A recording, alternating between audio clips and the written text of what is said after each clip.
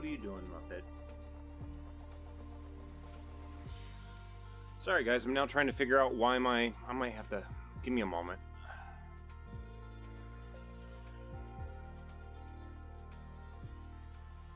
That was really weird. Nah, my copy of OBS was stuttering like crazy, like it had some weird thing going on, so I had to quickly stop and restart it. That was really odd. Muppet, what are you doing? Hey. What are you doing? What are you doing? Alright, let's get back to where we were. Carlisle, which is... Well, first off... No. Turn the clouds off so we can see.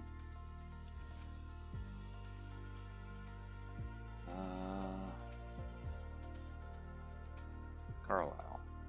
Okay. That was where we started off, or ended, last night. So let's start off there. And we got the ads on Twitch are about to start. So let's get those out of the way. I know another thing. Give me a few minutes to do some other stuff. Little nav map. Point of interest. And Dittrick, what's up, dude? How you doing today?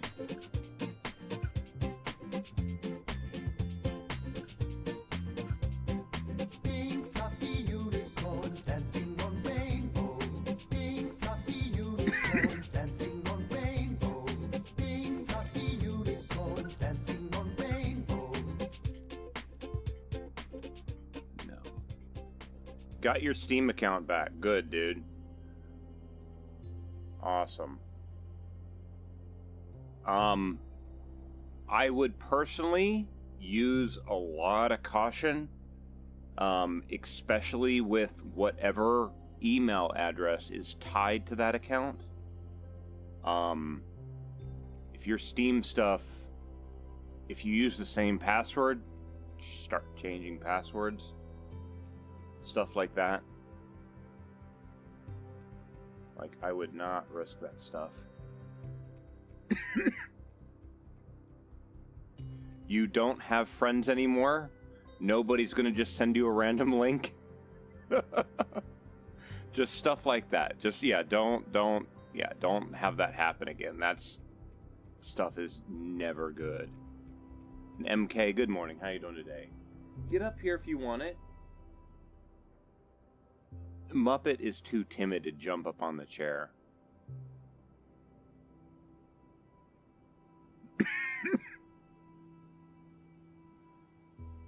Okay, let's see here. Tools, options, cache files. Tools, options, cache files. Shoot.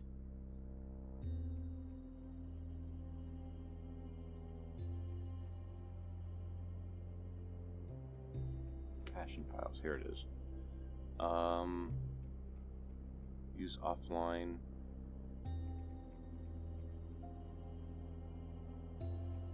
Oh, I didn't do that yet. Crap.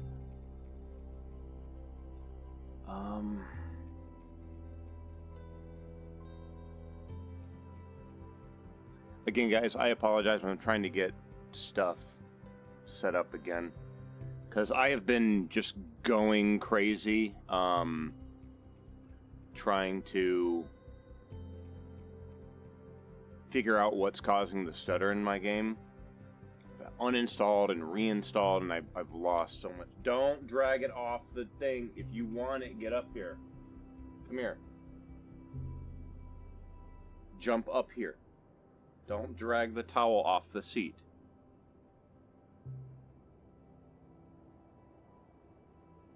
Yeah. You're not... If you just see the chair suddenly appear, it's because Muppet just drug the green screen towel off the thing. Okay, so we've got a couple things I've got to do here. First off, ready to fly. I don't understand why. I mean, it makes sense for an airplane, right? An airplane, you can butt the airplane up to the thing. But when you have a helicopter and the rotors can hit the stuff, that's no good. So we're going to take this and I'm going to move it backwards slightly. Essentially simulate putting the wheels on the skids and rolling it backwards a little bit. Have I tried running Microsoft Flight Sim in safe mode? It's not a Microsoft Flight Sim issue. The problem is Steam VR is connecting and disconnecting. Now that being said, I might have figured out what the problem was, and this is kind of like a test. So we will see in a moment if it actually worked or not. Okay, so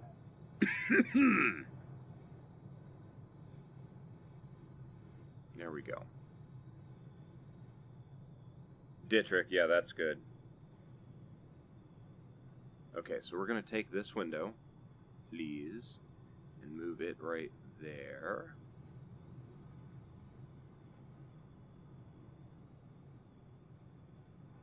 Okay, we're going to...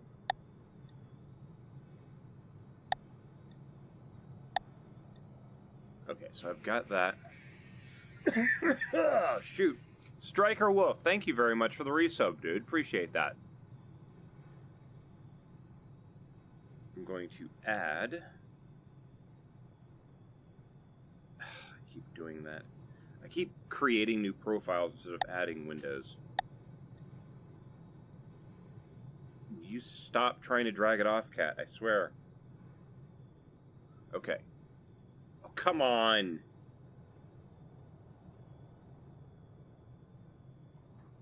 Okay. We're centered in the cockpit.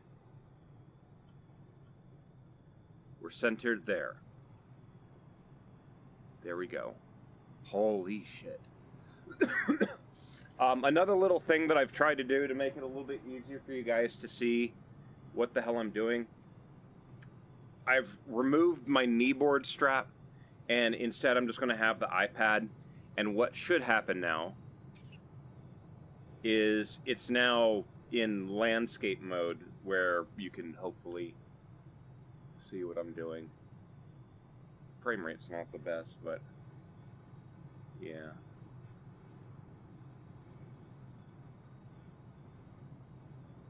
But that's where we're at right now. At a little airport that doesn't even show up on the map. That's kind of annoying. But yeah. Alright. So now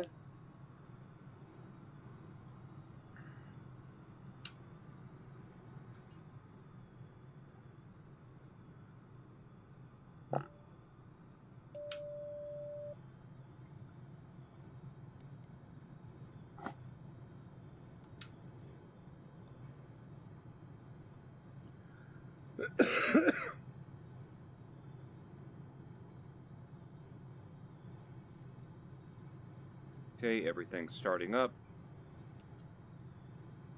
Lights on.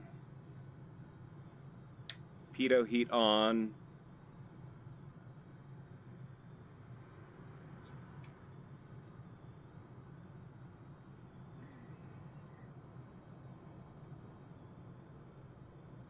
Clear.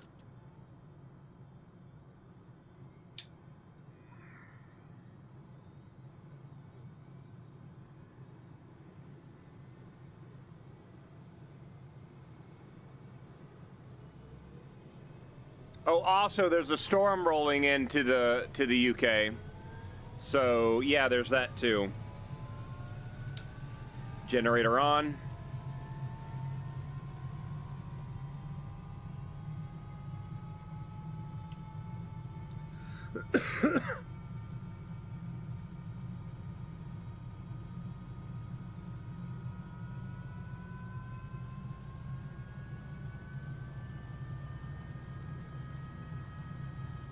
Echo Golf November Tango.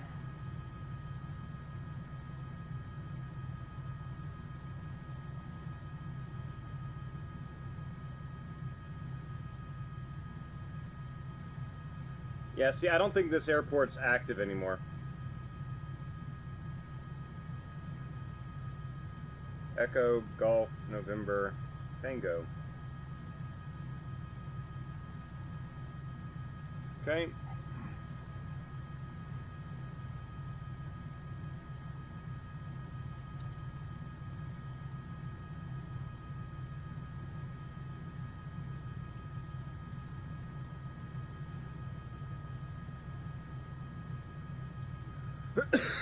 All that works.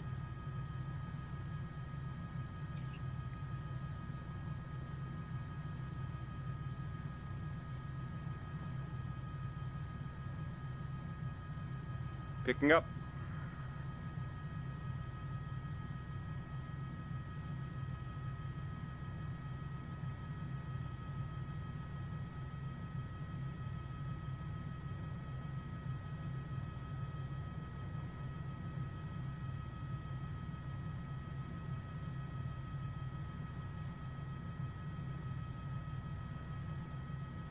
There's a truck behind me.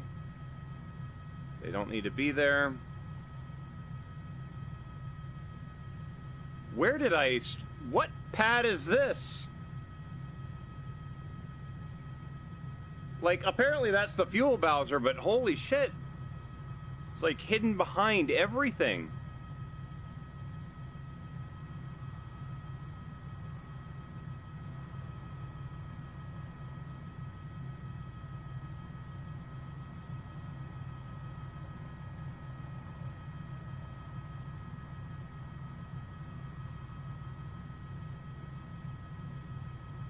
Sometimes this AI traffic is just stupid.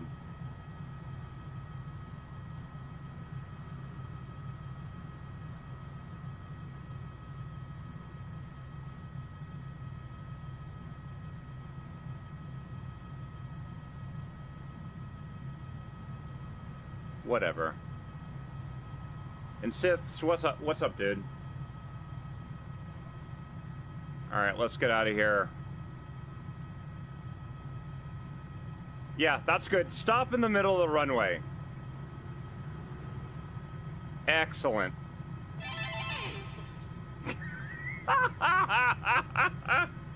Oh, I frickin' forgot about that.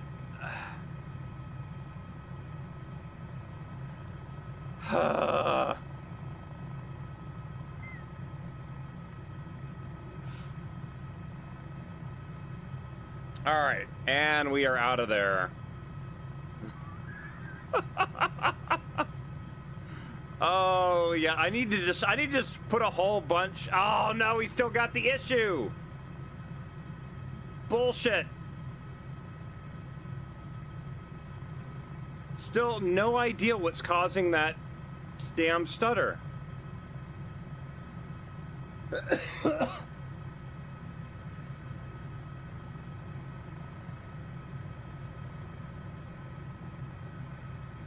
All right, now I did attempt to reconnect some more shit, so let's see if this works.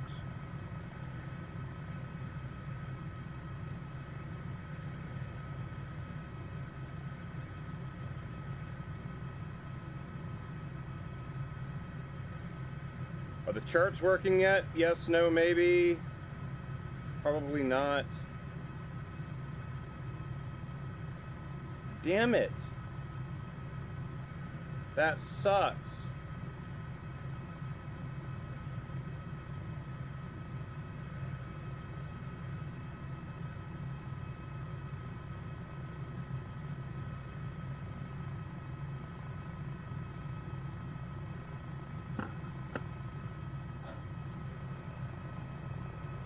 Yeah, status connected. It says it should be getting it. I still have no idea why it's not.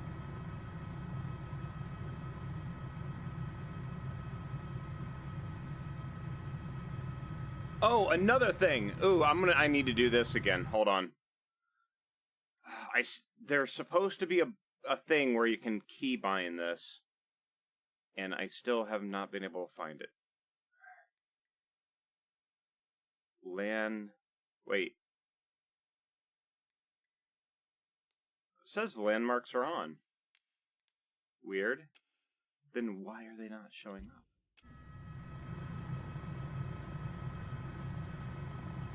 Disappointing.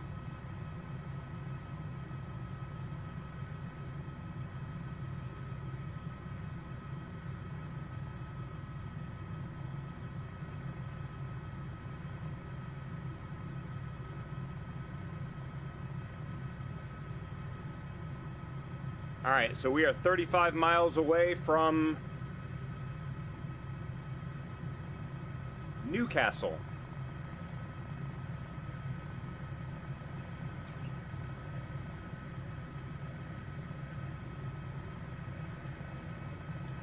Flying over Brampton at the moment. That's Brampton. Pretty sure I'm mispronouncing that too, right? Probably.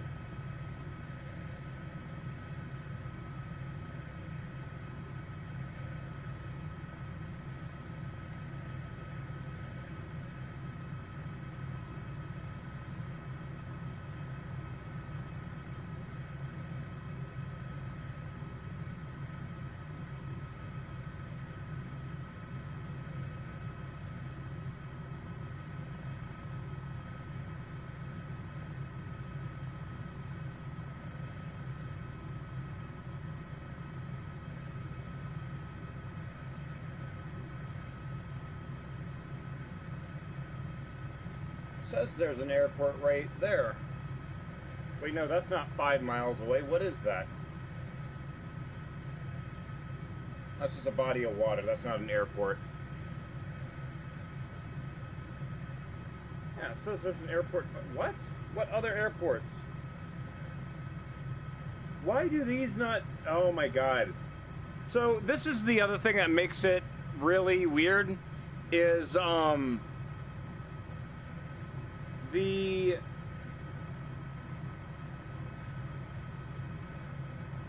do I explain this? Several of the airports are not showing up on the thing at all, which is really weird to me.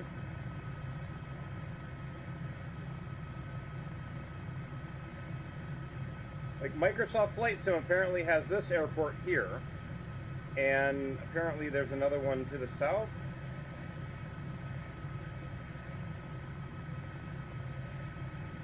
Whatever those are. But for some reason, why do those not show up on any other navigation tool?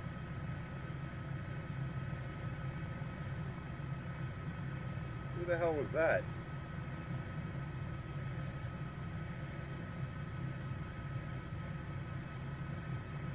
I think somebody was flying in a Dark Star or using the zoom.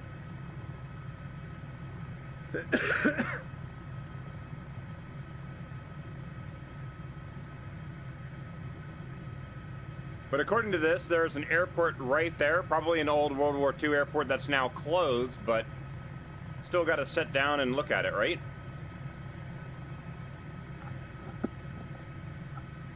RAF Spade something.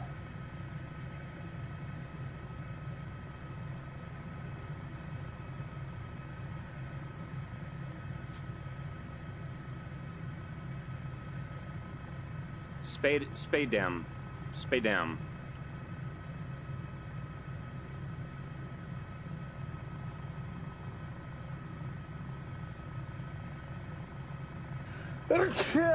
Shit.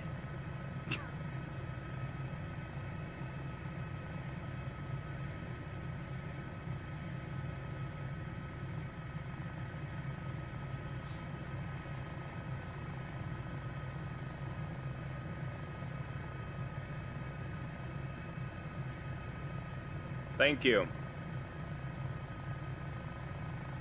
See a couple helicopter pads there, but the airport is over here. See a bunch of aircraft on the ground there. Have to investigate that.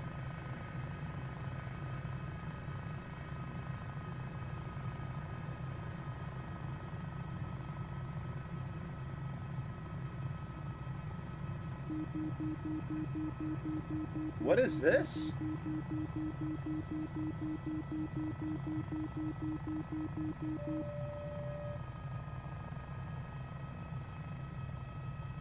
So the runway is all torn up. Apparently it's all dirt now, but there's some like boneyard aircraft here.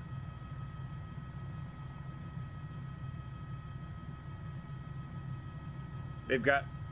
No, stop doing that game! Time. 9:16.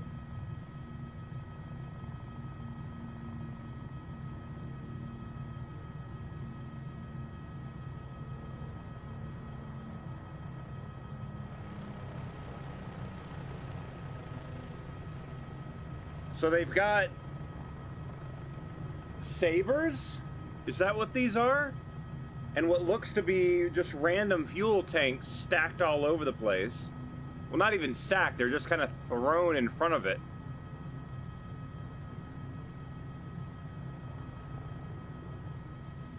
Aircraft were probably landed and abandoned here, and then they tore up the runway to make it so they couldn't ever take off again.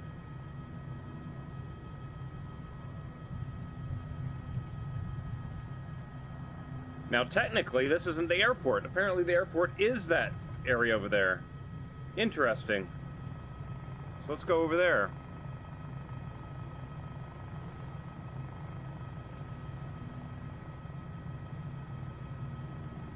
So that was the old World War II, I guess, airfield.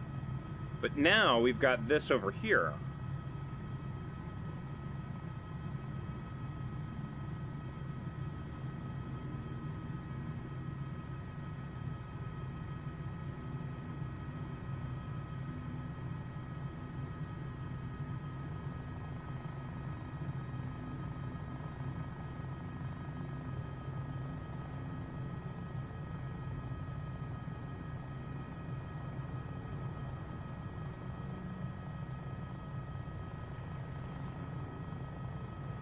This is a road. Wait, what?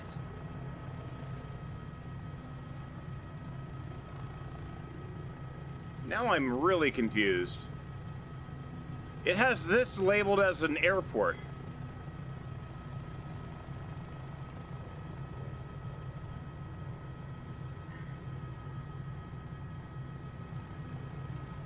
I mean, I guess. But this is also the road into the area. What? Hold on. What is this? Looks like a skid pad in somewhere where you drive your car at high speeds.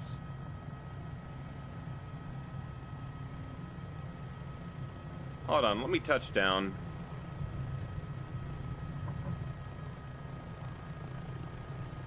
Hold on. I'm now really curious what this actually is. We go to maps. Carlisle.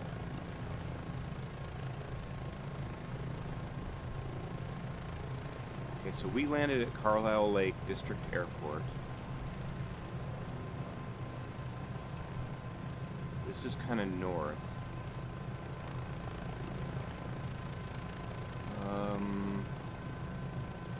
I gotta find a landmark here. Okay, so I'm directly under, I'm south of that lake.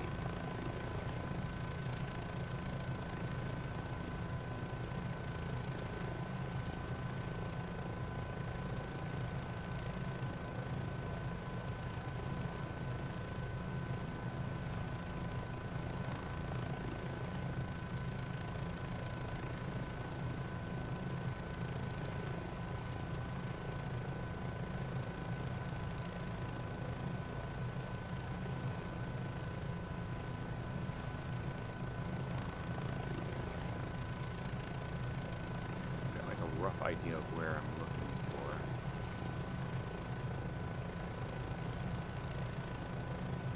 for. Okay, I found it. Found it on the satellite imagery.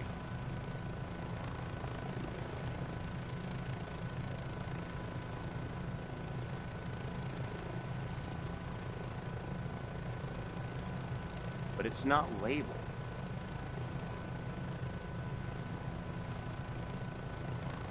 What the hell is this?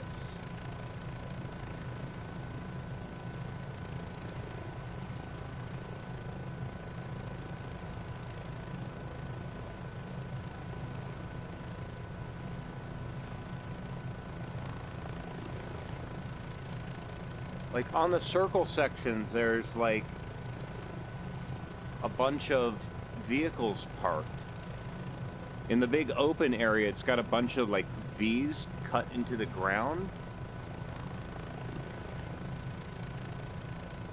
There is a helipad to the north.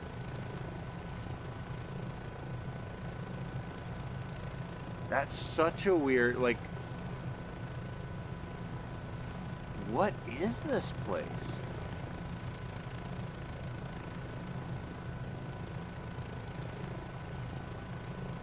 Like, the road into it is just a road, but Microsoft Flight Sim has it labeled as an airport.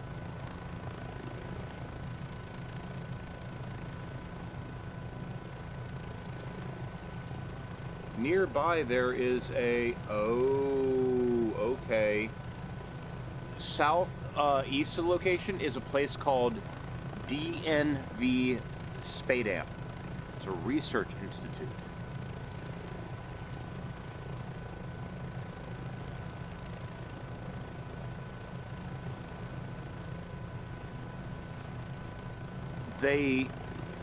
They do explosion demonstrations. What?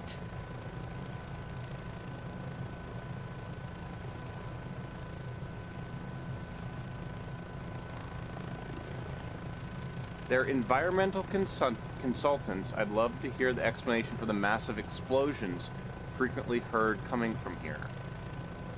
It's a training facility. It's EOD, explosive ordnance disposal. That's what they are. That's what the facility is. They go and explode shit there for demo purposes. To show the things off. Okay.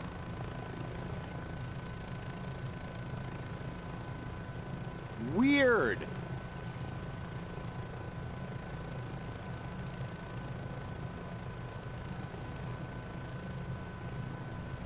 That explains the weird formation of all the roads. Where are we? We're near a place called DNV Spadam. SPADEADAM. It's just north of RAF Spadam. And apparently it is I guess it's a military-run explosive ordnance disposal thing that also allows company days for people to come in and they detonate things. Yeah, they do blast testing of vehicles and buildings, yeah. That now makes sense on why they have all this stuff. Okay. And why it's so spread out. Because when you're dealing with explosives, it's like, I don't know, this is probably a US thing, but in the US, around the 4th of July, every year in areas that it's illegal for fireworks, you always have, the next state over, these tents will pop up and they're filled with fireworks, okay? You don't put all your explosive shit in one location, okay? You spread it out. So if one location goes up, the other stuff is safe, right? Physical separation, right? We had a tent go up, and they had parked their truck with even more shit in it next to it. And then the truck went up too, because of course it did. But yeah, if you ever look at a military base, you will have areas where it's like one big long road, and then it has like an underground bunker. A lot of distance, an underground bunker. A lot of distance in underground bunk. As if one explodes, it won't get the others. Like, it's physical separation, right? That's why this facility is the way it is that it's all spread out so they can do all their testing stuff.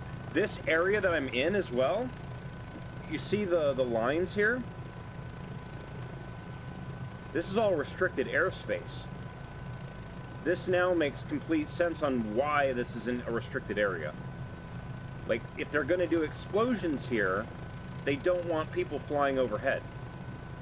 Right? So, kind of an interesting thing. Cool to find it, though. Like, that's, again, one of these things where you're like,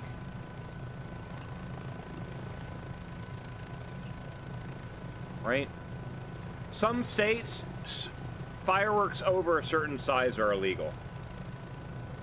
Mainly what it is. Explosive weapons training range. Okay, that, again, that now makes a lot more sense. Rolling up, horn on.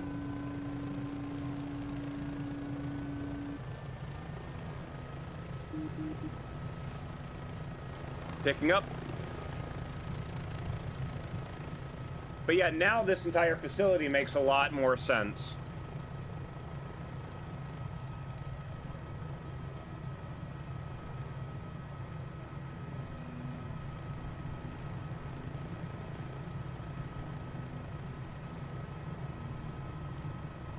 The big problem, at least for Western U.S., is that usually when July 4th comes around and all the fireworks are being set off, we're in fire season around that time, and shit's so dry that it burns really, really easily. So that, like, over here, like, that's the main facility right there. But if this entire area is, like, closed off to the public, it makes a lot more sense on why it's all spread out. See how all the buildings, like, if you don't want one thing to happen in one building that affects the others. I have a feeling in real life there's not all these trees here either. I think the AI generation is placing trees that are not really there. And also, oh, look at this, okay? Look along the ground. See how they've got these things dug out? That's all probably to keep fires contained. So if something does happen, like, the ground's already been pre-dug up to keep the fire from spreading too far. That's why it's got all the lines all over the ground, everywhere.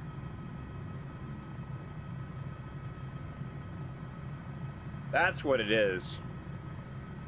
It's not an actual airport. It's a government facility ran by the Royal Air Force, and it looks like they deal with explosive weapons testing. Which, again, that's why people on Google reviews are saying that they keep hearing explosions coming from here. So, yeah, it makes a lot more sense now. We're flying over a place that we shouldn't be. Oops.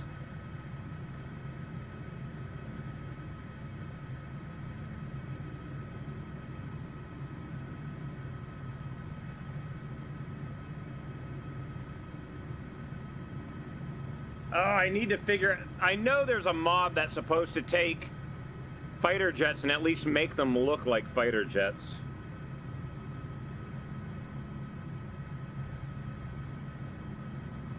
All right, replotting course.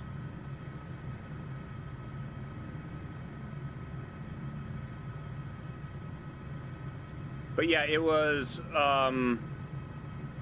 RAF. Oh God, what was it called? Shit.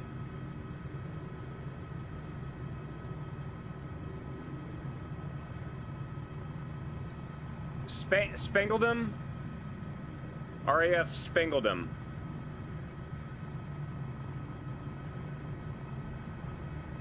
What is going on?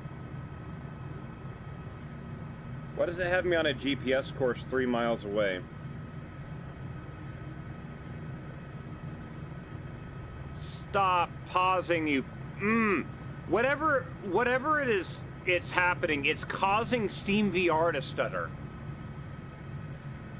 That's the weird part. Is it's Steam VR that it goes to nothing and then connecting and then disconnecting again. So wait, now I'm really curious.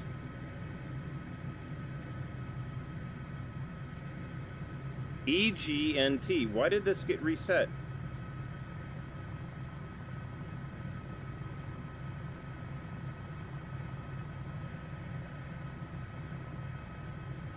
Oh, it got reset because I clicked on a waypoint is what it did.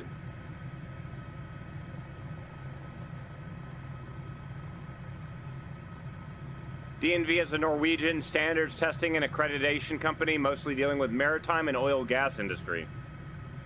Still explains what the explosions come from there. But apparently it's part of the RAF, I keep mispronouncing it. Spageldom? I am using OpenXR, that's, I don't know. Actually, now that you say that, hold on a moment. I'm gonna go to non-VR and pause. Pause for a moment. Let me actually check. Because now that you mention that, I do remember Steam VR did say something about OpenXR the other day, and now I'm really curious if maybe it changed an option. Settings. Where...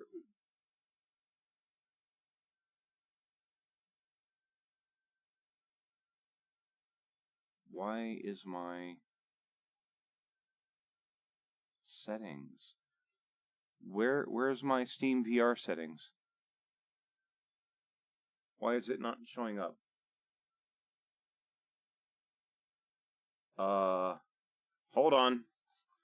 So yeah, it looks like... Oh, I can switch back and forth between it, no problem. Like, that doesn't cause any issue at all.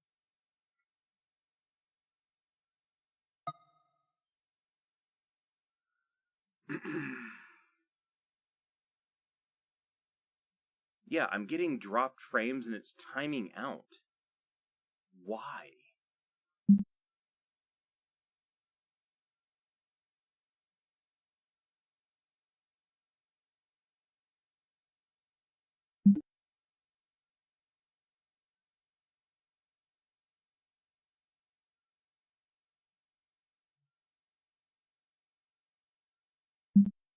Bear with me a moment, guys. I'm going through OVR advanced settings now.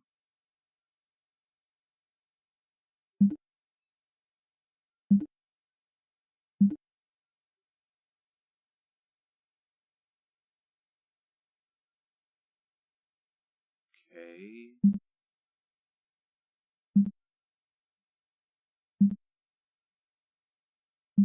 Utilities? No.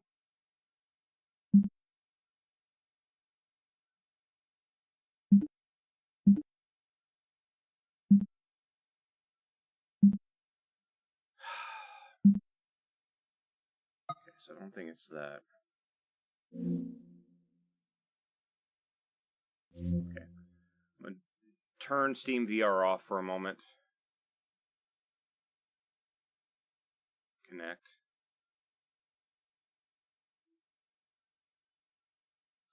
Okay.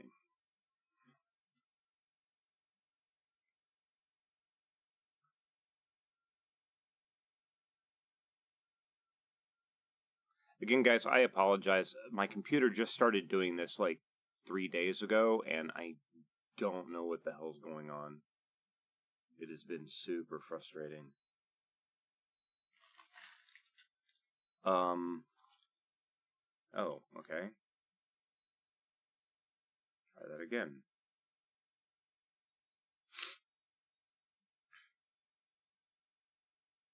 Come on, Steam VR. You can do it. There you go. All right.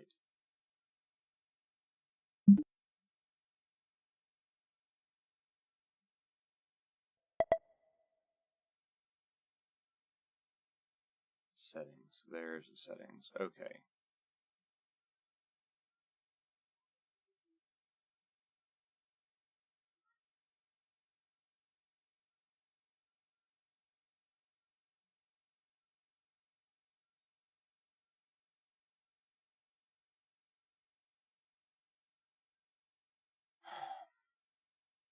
OpenXR. Current OpenXR runtime Steam VR.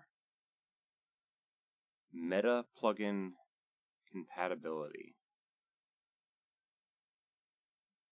Off, automatic on. Experimental may create unwanted behaviors. Set to have SteamVR try to simulate Meta's OpenXR Unity plugin requirements. It's on automatic right now. I'm going to try turning that off. The OpenXR thing, it's not letting me pick. I remember it being an option in the past. Is there supposed to be a special one installed for running it through a Quest 3? Maybe that's what's happening. Steam VR, Quest 3, OpenXR install.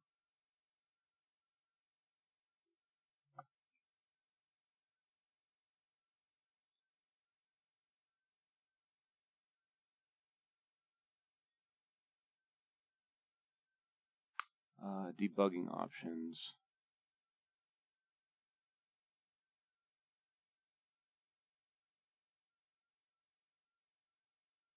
Yeah, usually when I'm ever having any issues, the issue happens, I immediately stop and I open up like Windows Event Viewer and Windows Reliability Monitor or Reliability History, and sometimes those can catch whatever it is and will give like some kind of technical jargon leading to whatever the hell it is.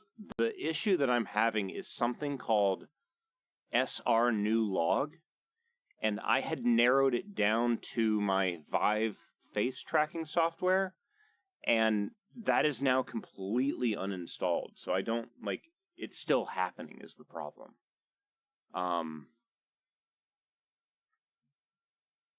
Yeah, it's really annoying.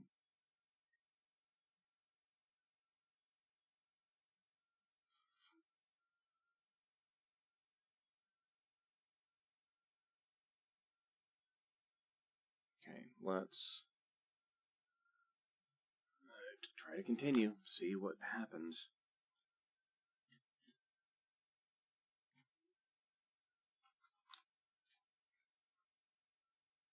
The crazy thing is, like, Microsoft Flight Sim is the only one that does it. Everything else is fine. It's just the Flight Sim.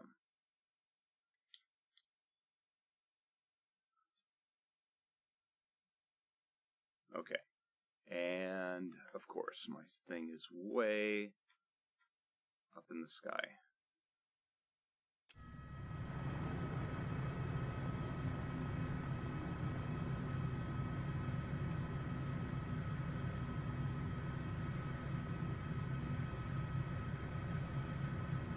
I can't see chat quite yet until I can get my stuff reset.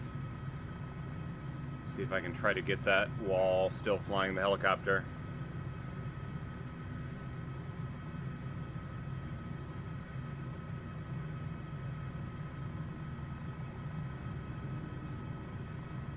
There we go. Okay. I've got my chat back.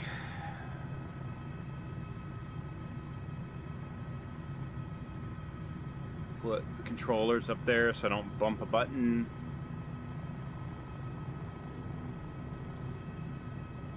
Alright, we can go back down again too.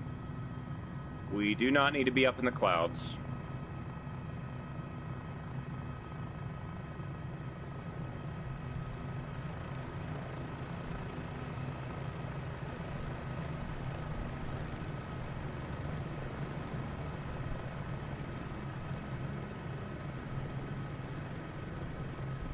There's MacGyver. Nice.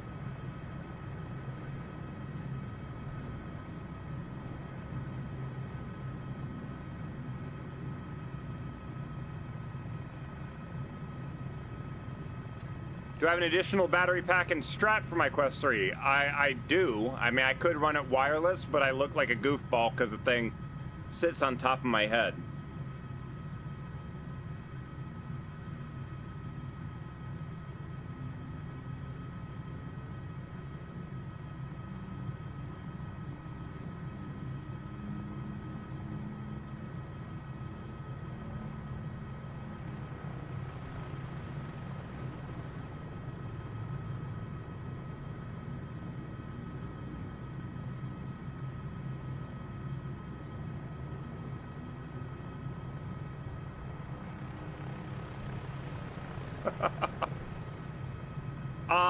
No, I'm running wireless right now.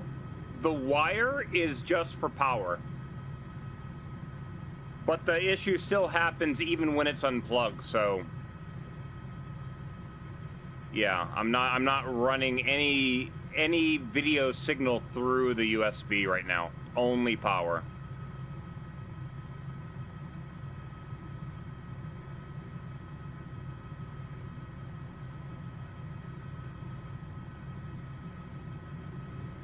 I mean, there. It's now unplugged. We're now completely wireless.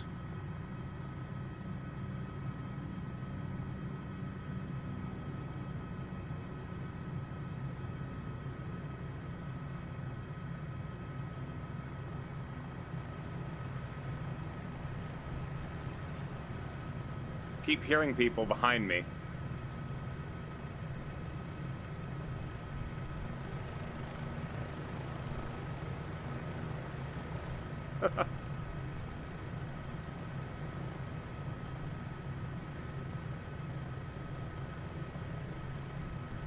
But I'm running it on a 5G connection.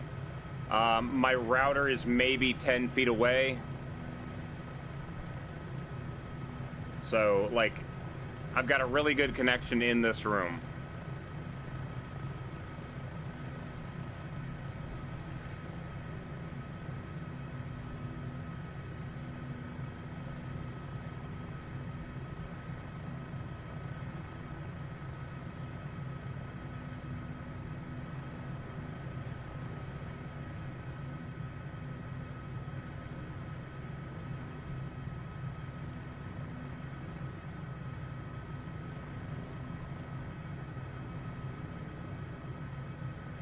I mean, the headset has some games that you can play on it.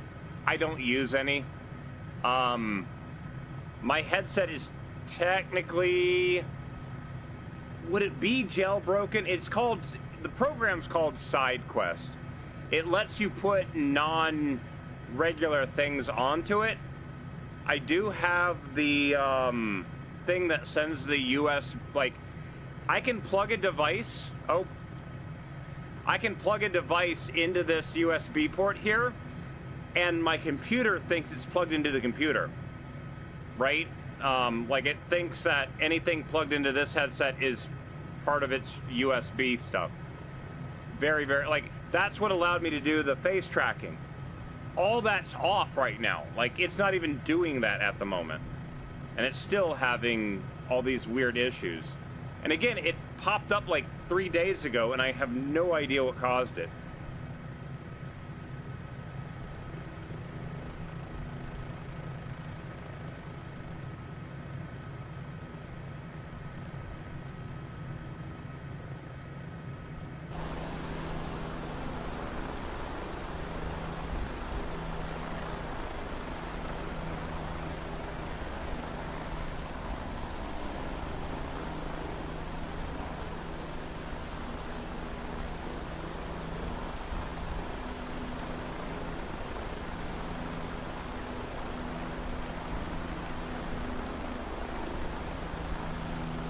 See, and the issue still happens even when it's wireless.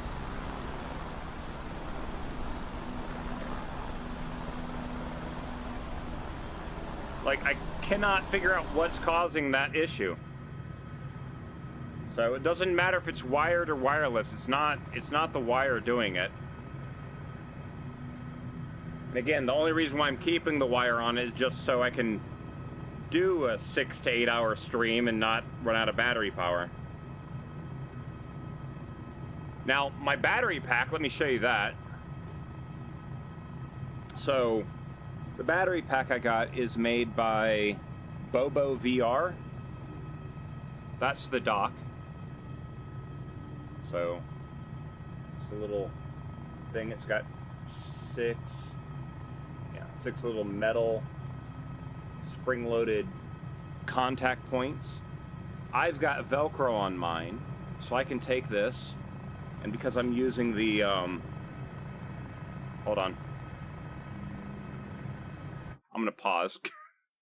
Because I've got the 3D printed modification, so I can attach a Vive Deluxe audio strap to my Quest. This portion of the strap on the top is technically hook and loop. So I take this and I line that up. That dock now sits on top of my head like that. The cable then plugs into the same USB port. And then I just take the battery and the magnets hold it in place, and now I've got a battery pack on my head. So this battery pack I think is good for 4 or 5 hours.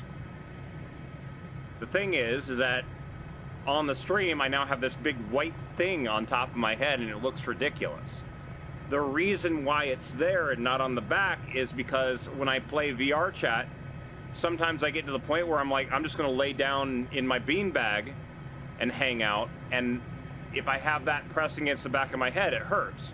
If I have it on top of my head, it's not hurting as bad, right? So that's why it's there and not on the back. I could, let's see here, I could possibly put some hook and loop on the back of the thing and maybe make it a little bit more. Let me actually try that. Hold on. So I've got on the back of the headset, there is the knob that allows you to tighten and loosen the headset. Trying to think if there's a way. I might be able to put the battery down here, or I might be able to put it right there. Trying to get it down out of the way where it can't be seen during the stream. Here, let me do a little quick test here.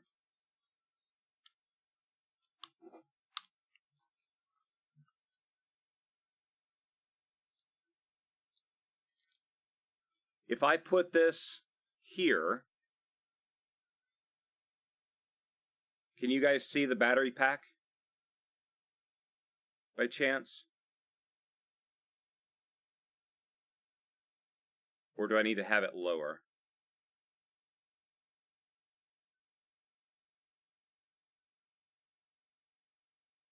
Because the problem is I can't see the camera view when I'm, actually no, hold on. I can see it. Okay, there's a little bit. So if I'm gonna have to probably put it down low.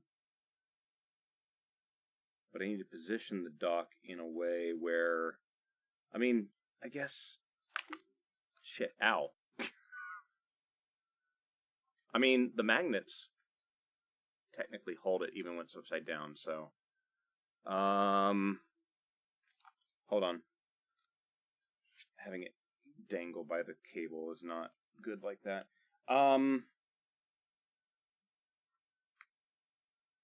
Sorry, I'm now trying to figure out how I'm going to do this. I think I might be able to put it right there, so it'll be down right above my neck. It might cause issues doing that, though. Let's see here.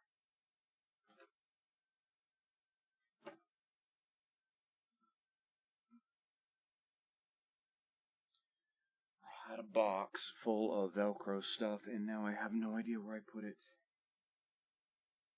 Hold on.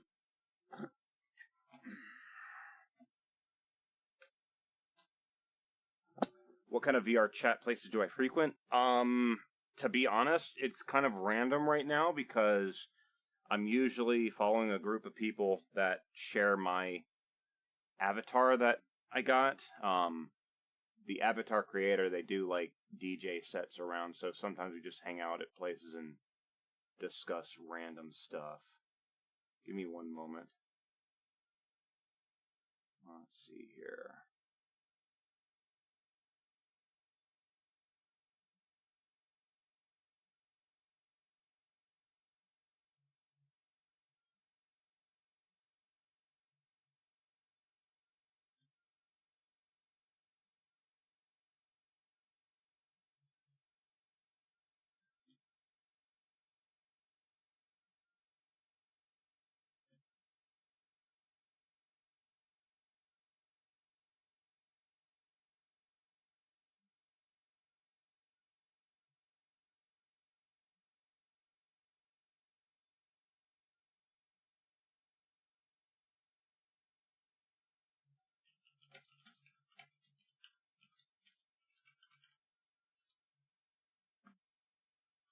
One moment. I gotta see if I thought I had this Velcro stuff over here somewhere.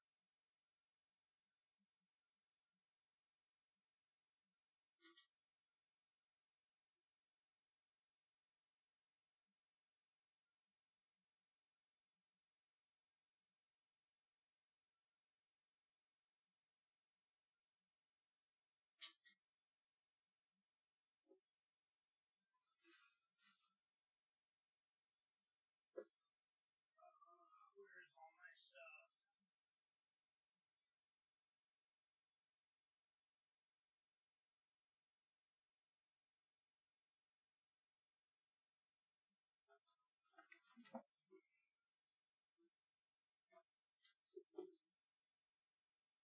Hide all the cables. Alright. Found the Velcro. Oh, man. Okay. So, I now need a knife.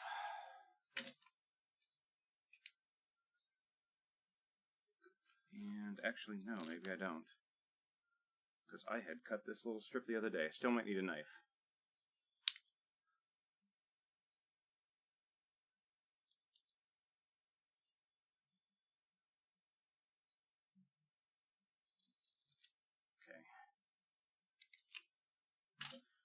Alright, so this is just that hook and loop fastener stuff. It's got that double-sided sticky thing. I am going to take it and just put a little bit... before I do any of that, I now need that. And... I swear to God, all my stuff has been moved around. Okay, headset.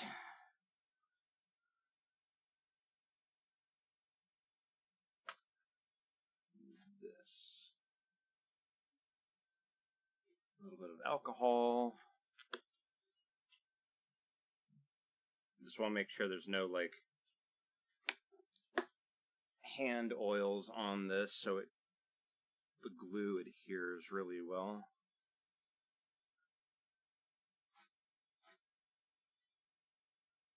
Okay, dry that off.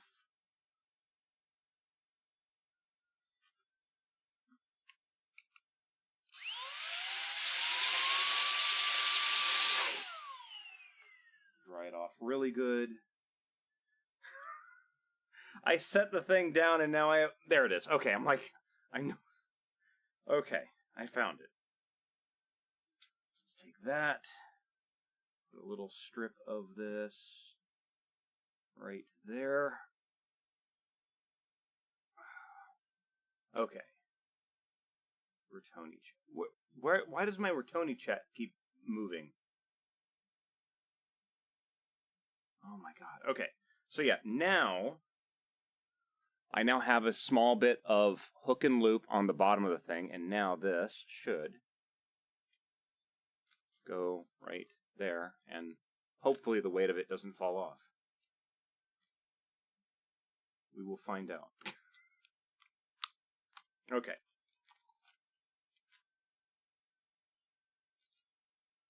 Okay, there we go. So now you guys can't see the battery pack. That's good. Double tap the headset, go back into the video game. Focus back on, where's the game? There's the game. Okay, and back into the game. Reset my view. Alright, now we are completely wireless. You guys can't see my battery. We're good to go.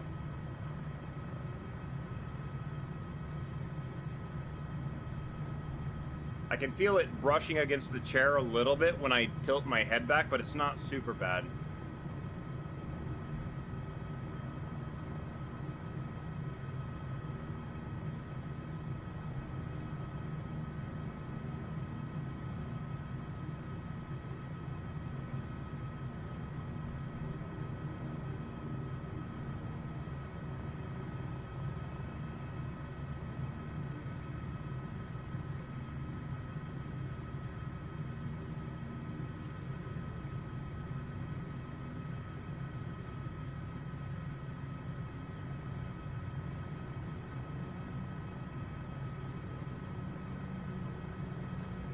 I'm gonna do a really stupid little test here, guys. Hold on a moment.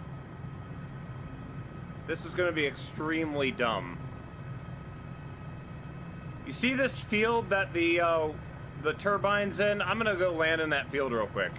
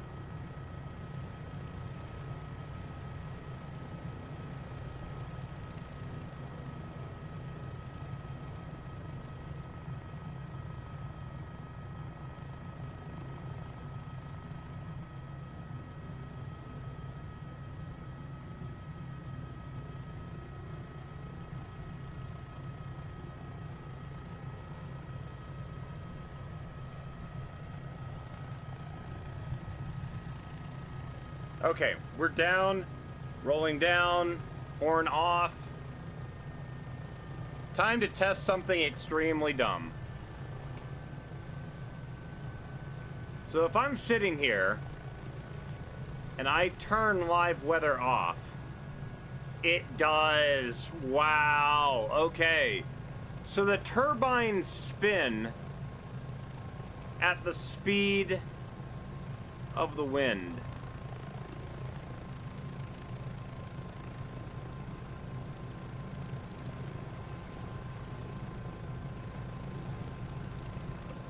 Oh, that's funny.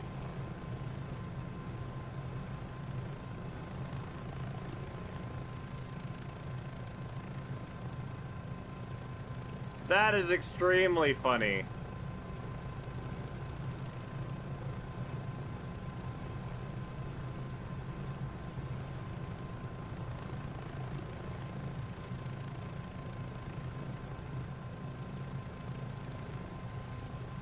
Oh yeah, it would definitely break if that happened. Usually turbines are set up where the blade angle of attack can be changed, so in really, really bad weather, they get it so it doesn't spin at all.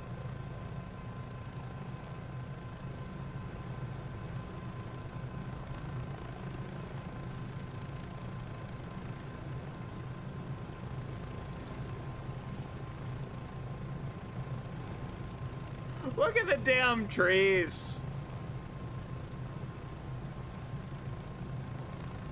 That is ridiculous. Alright, we're going back to live weather.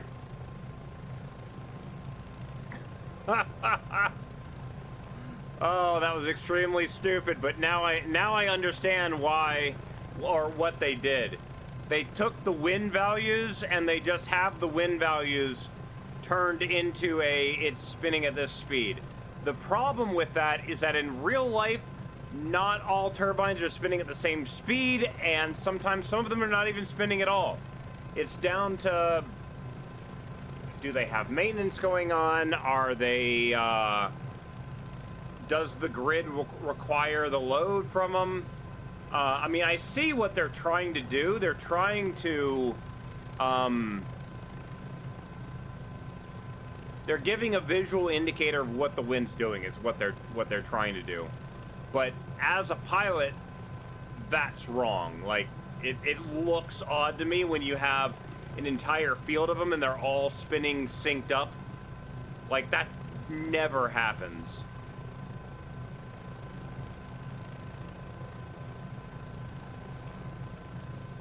The thing is, too, is that, like, when it comes to electrical power stuff, you don't want, like, the turbines are not running 100% all the time. Loads to the grid go up and down, and a lot of times wind power does not, what is the word? Wind power does not provide stable enough energy to be like, oh, we're just going to create this, right? Wind power is kind of like at the mercy of the wind gust. And a lot of time the load is fluctuating so much, there's other things that are in the grid system that are taking the load.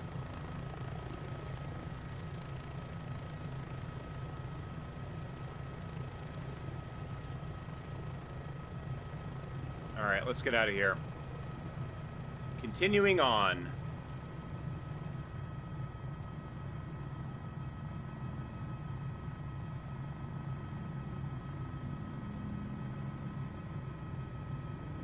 Oh, you know something I haven't done this entire stream? Volume 40, next track.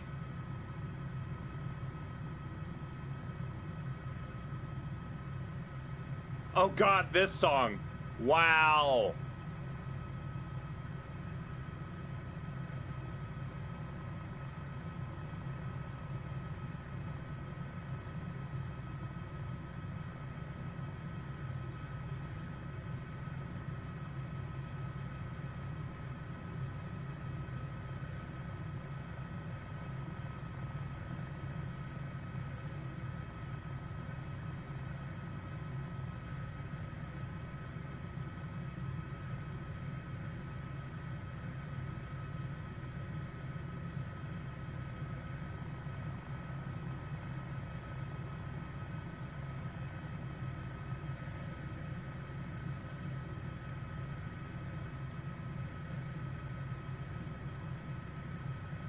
Ryanair 430.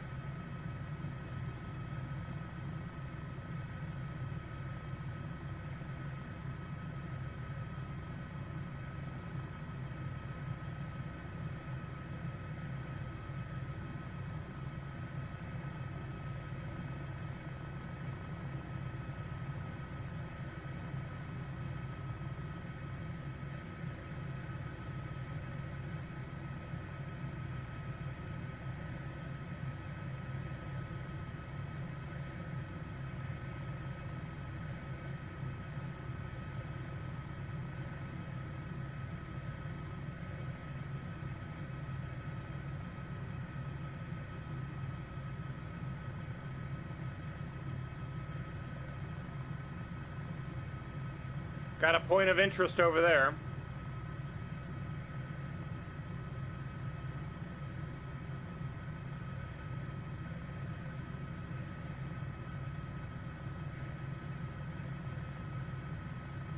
Six miles away, I see something that looks like a tower in the distance, but I don't know if that's actually the airport or not.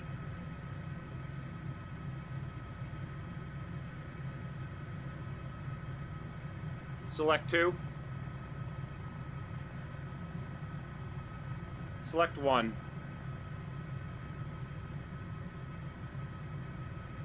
Select 2. Volume 10. Newcastle Airport information, Sierra 1500 Zulu. Wind 137 at 6. Visibility 6. Sky condition, ceiling 1,300 feet broken. Temperature 15. Dew point 10. Altimeter 29er decimal for 4. Set altimeter. Runway 07 in use. Landing and departing runway 07. VFR aircraft say direction of flight. All aircraft read back hold short instructions. Advise controller on initial contact you have Sierra. Select 1. Newcastle Volume 40. Information Tango 1500 Zulu. Wind 137 at 5. Select 3. 6. Newcastle Tower Malic, November Charlie Charlie 1701, is 4 miles west, 1,100 feet with Tango for touch and go. Malic November Charlie Charlie 1701 Newcastle Tower. Altimeter 29er decimal 44 wind 137 at 5. Make straight in runway 07. Malic November Charlie Charlie 1701 wind 137 at 5. Clear touch and go left traffic runway 07. Select 1. Cleared for touch Next and track. go runway 07 Malic, November Charlie Charlie 1701.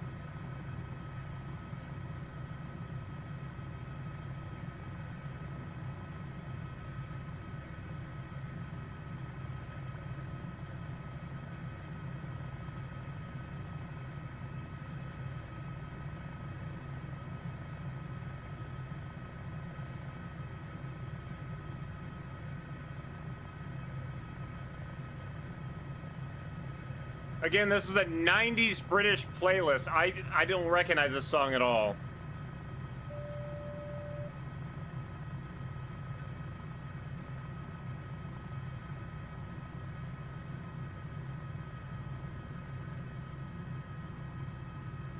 Okay, I do need fuel.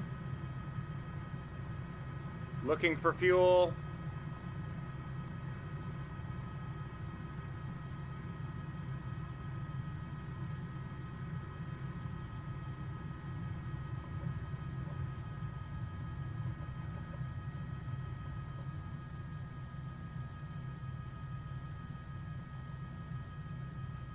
No, nothing.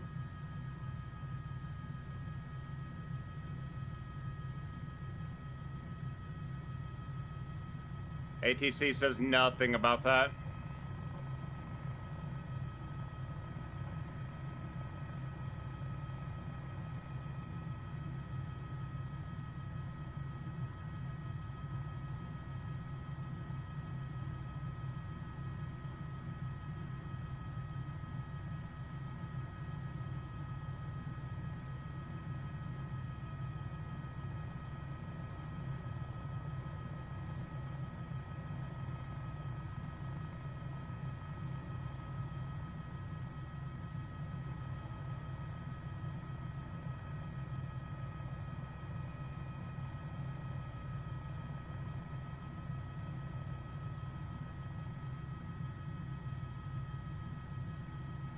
I see a fuel truck. I don't see a fuel Bowser, though. Now, in real life, what would probably happen is we would land at a stop. We'd get out. We'd call the airport up. We'd request how much ever fuel, and they'd bring the truck nearby, but... Instead... Pause music. Traffic runway 07. Select 1. Cleared touch and go runway 07 Malic, November Charlie Charlie 1701. So we got this guy here stealing fuel.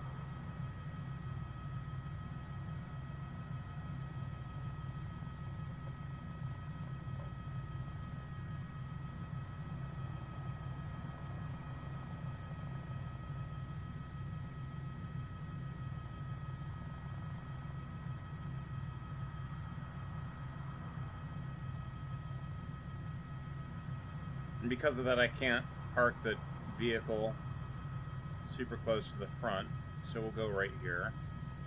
And the reason why I'm pointing that side of the aircraft at it is because that side's the side with the Charlie Charlie 1701 contact ground on 121.73. Now it recognizes that.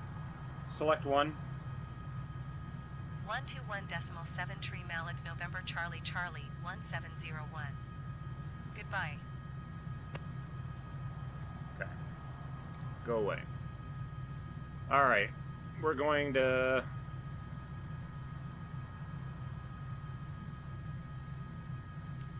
Sure, 78. Okay, cool.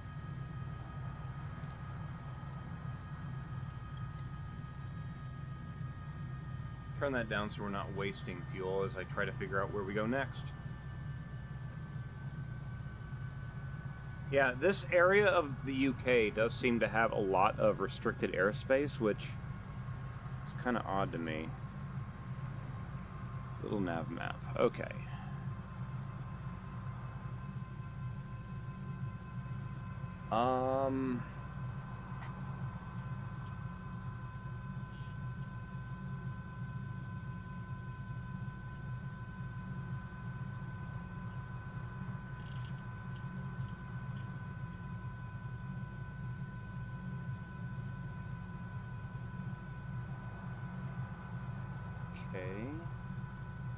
Peter Lee is to the south, Echo Golf Uniform Kilo. However, there is another little airport between there and... Hold on. I gotta... Give me a second, guys. There's a bunch of little airports here that aren't showing up on the sim for some reason.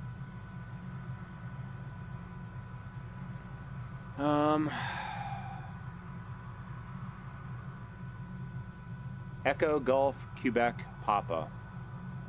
EGQP. Yeah, I'm in Newcastle right now.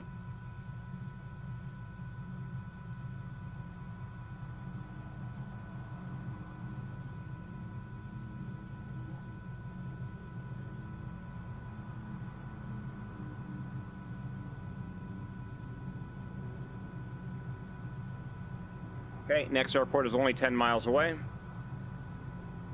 Rolling up. Horn on.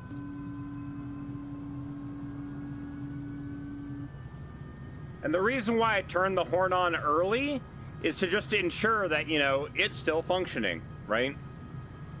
North of England has fair few military firing ranges. Okay, yeah, that makes sense then. All right, picking up. ATC is going to get angry with me. Move over here a little bit. Clear right. Oh, the truck's gone. Of course the truck's gone.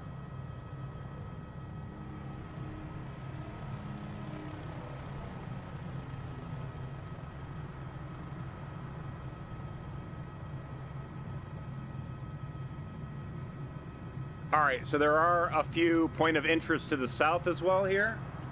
So we're gonna, as they pop into view, we'll go towards them. Next track.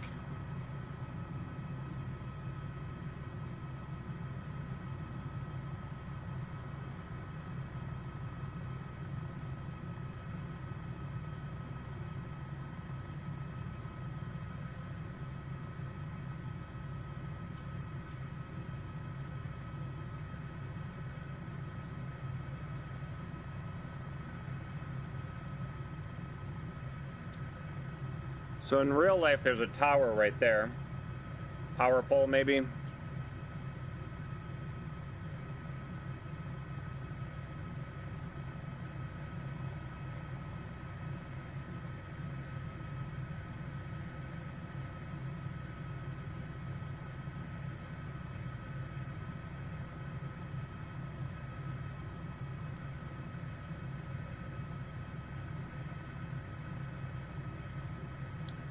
All right, so the first point of interest here is St. James Park.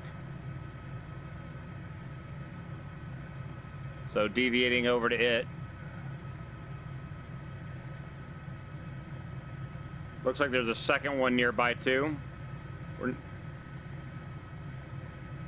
The Tyne Bridge. Is Flight Sim Track streaming software? No, I think Flight Sim Track, I just didn't activate it. It should be on now. Sorry, that was my bad. What's this music? British 90s hits.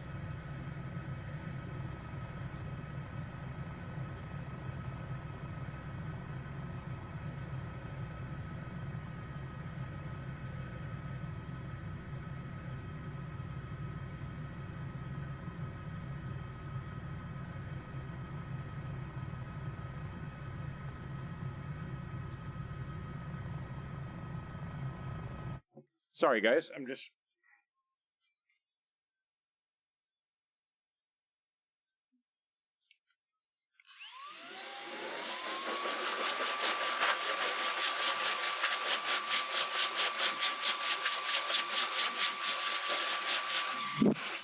Holy crap. Is that a remix?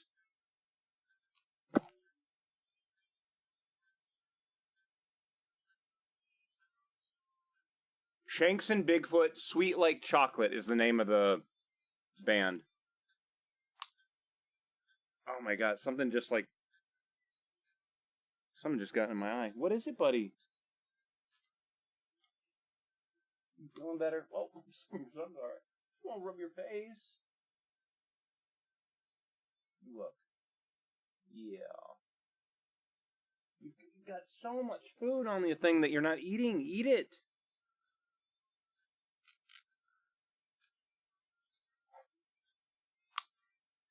I don't know. I've never heard this song before, so I don't know if it is a remix or whatever.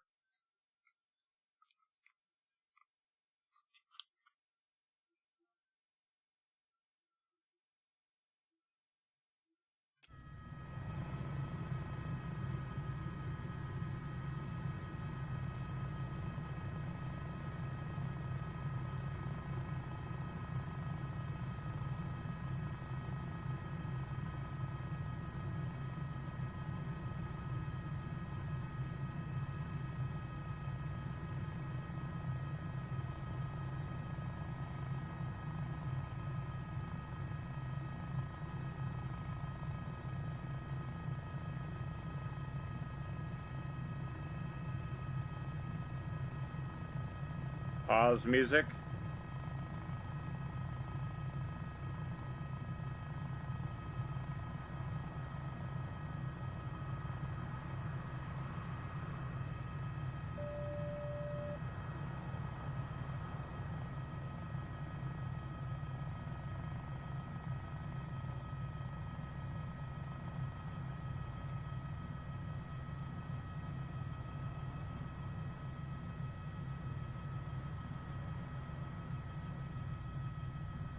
God, the amount of seats in here is kind of messing with my head. Kind of giving a weird optical illusion in the headset.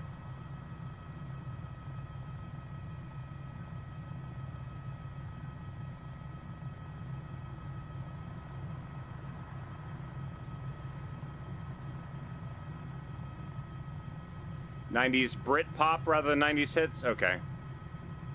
Yeah, this probably has a bunch from a bunch of different genres or something.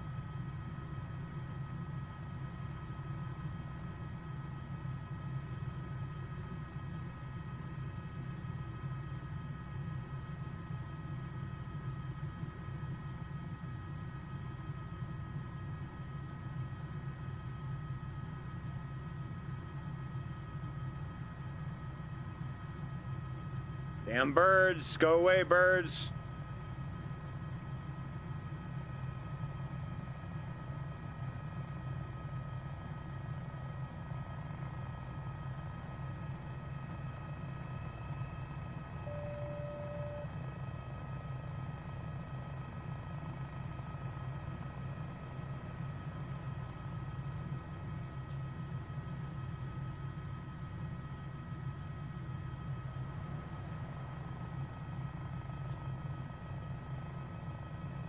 I don't trust flying underneath those bridges because those are the ones that are put in by the sim itself, and those seem to be solid. And I'm guessing this is like a walkway, or is this an actual road that cars drive on? Whoa. I don't want to eat the microphone. Looks like a walkway. All right, there was a third point of interest. There it is. Angel of the North.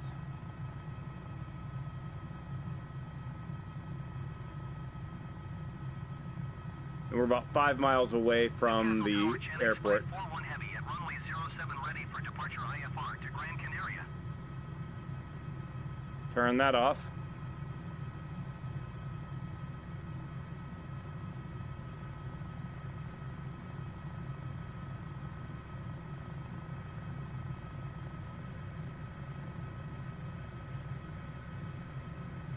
Something one gives a wave to when passing by on the motorway? Okay. Now I'm curious what this is. Like, the only part of the UK that I have driven on was from Heathrow to Cambridge, like, once, and then from Manchester to Hull. Those are like the only two strips of the UK that I've actually driven on.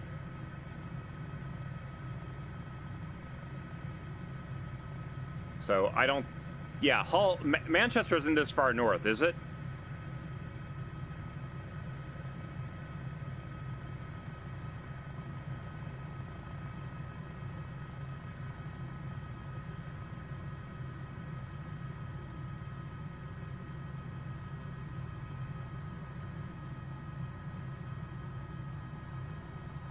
Wait, how big is this thing? I thought that was an airplane for a moment.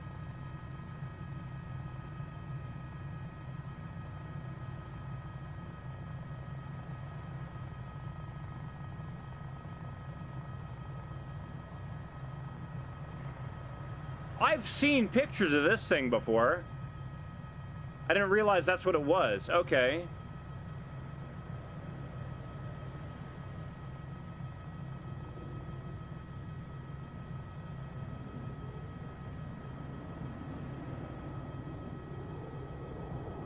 Yeah, that thing's huge.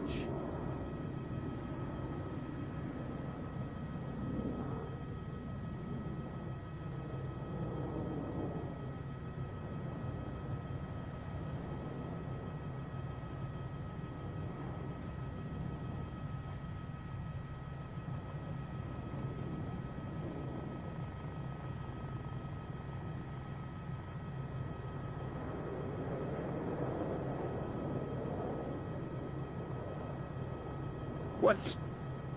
MacGyver, what are you doing? What are you flying? An F-18.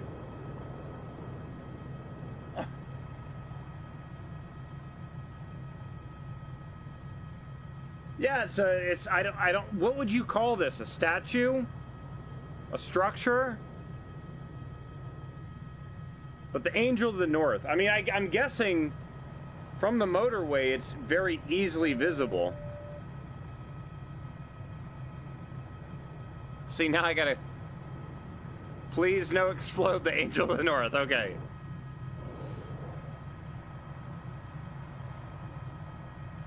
I'm just curious, like... It looks like the motorway has like a split here. Or no, you get off the motorway and go into town. But yeah, like... Even from the motorway, like, that thing is going to be super visible. Again, I have a feeling the trees are not as tall as they are here, and the road doesn't do this. Sculpture, that would be, yeah, that would probably be a better word for it.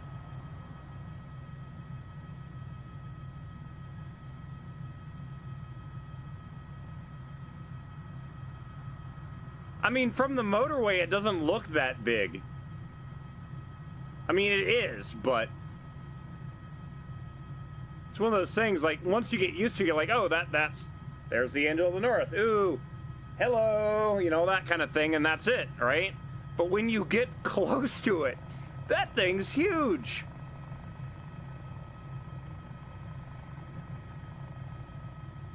It's massive. Bless you, buddy. Hold on, my cat's sneezing.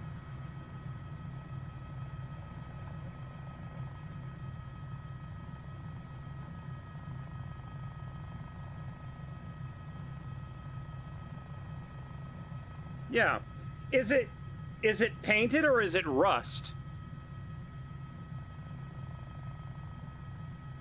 It's kind of hard to tell with the textures here.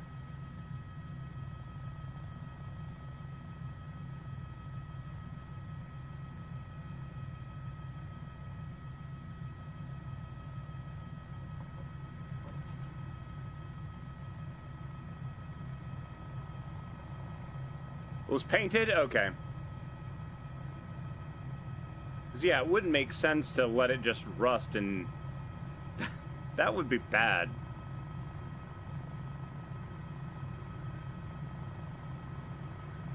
I mean, I guess, yeah, wind turbine size. I mean, I'm now thinking of, like, structurally, it's got to withstand quite a bit of wind there, too.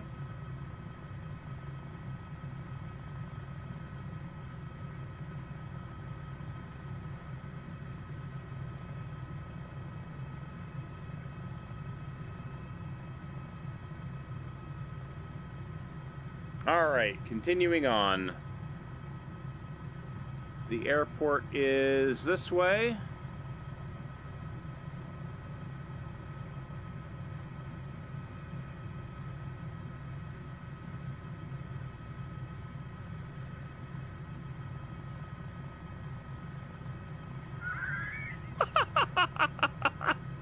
That makes complete sense.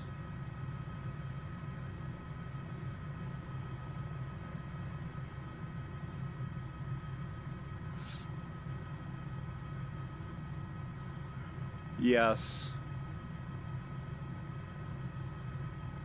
I mean, it's the size, it's larger than some aircraft, so yeah. Like, when I was approaching it, I just saw this, like, reddish brown thing across the horizon, and I'm like, what is that? I thought something wasn't loading right, and then I realized what it was. It's like, holy shit, it's big. All right, so according to this, there is an airfield here.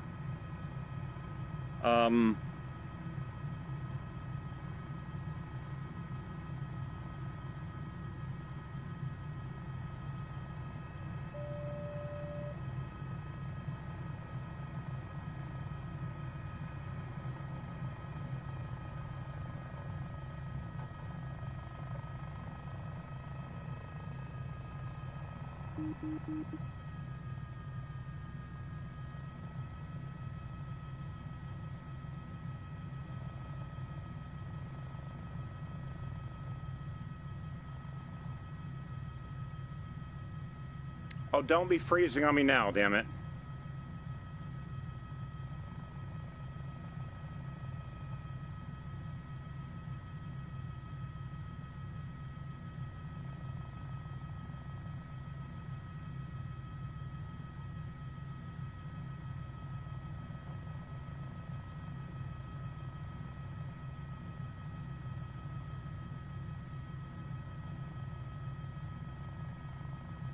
I am not seeing where the airport is here. I think it's just a farmer's field, to be honest. Or is it? No, that's nope, that's it right there. This strip of grass is the airport.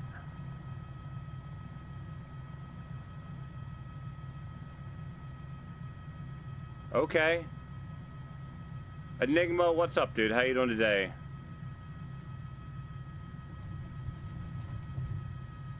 All right, cool. There's that airport. On to the next one. Let me figure out where we're going now. Echo Golf Uniform Kilo, Peterlee.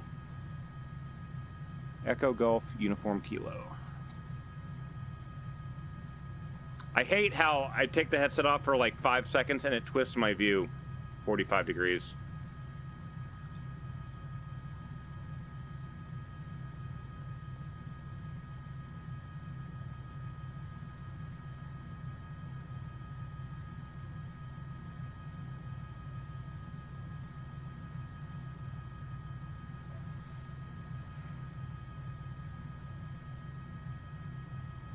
Next track. Actually, no. Let's fix that too. Pause music.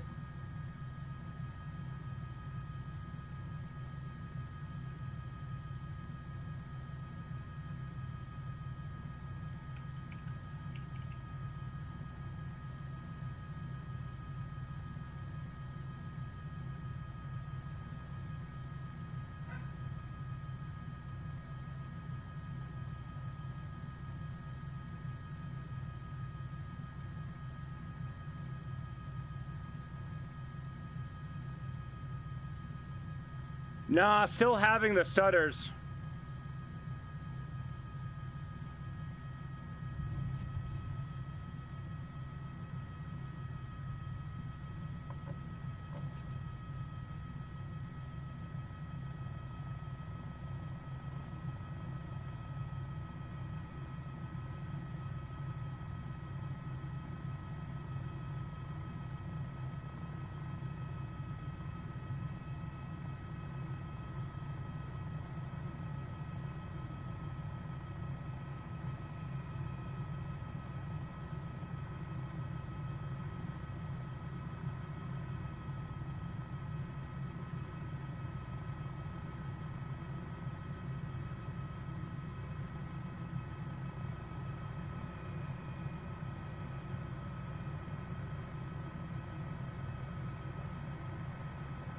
Nah, my window updates are completely frozen. They have been for months.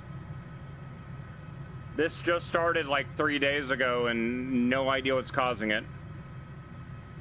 Like I've done system restores back 2 months ago. It just still keeps happening. So whatever it is, even the system restore isn't fixing it.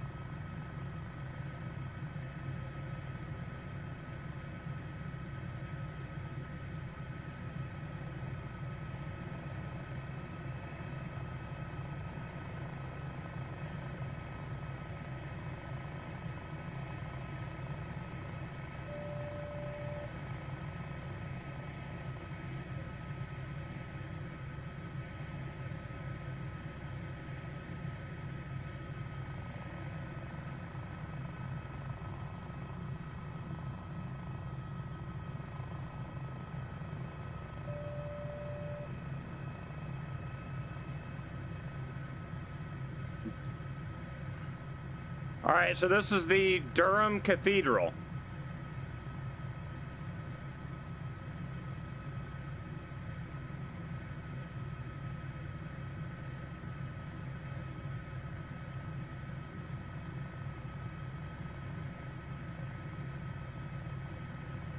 Cyberdommy, what's up, dude? How you doing today?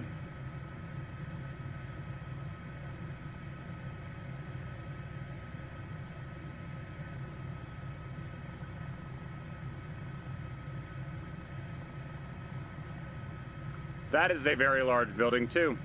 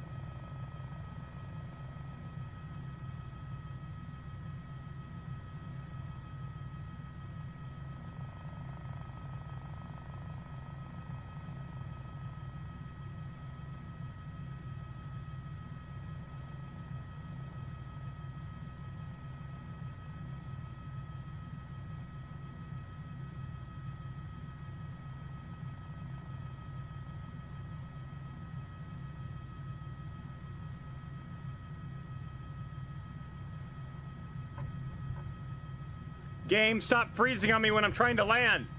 Holy crap. Ugh, that's annoying. I don't think I'm supposed to be here.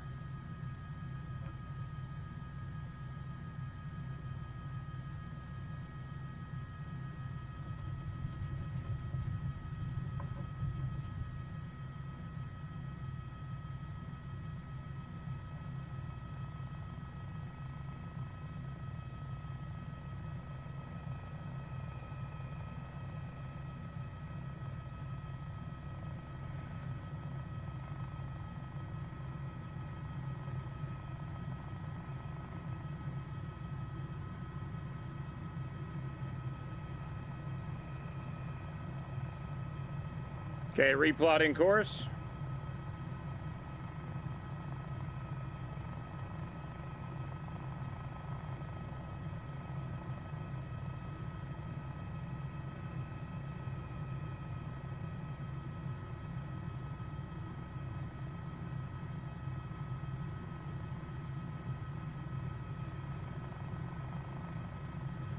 Nope, stutter issue just happened as I was landing there.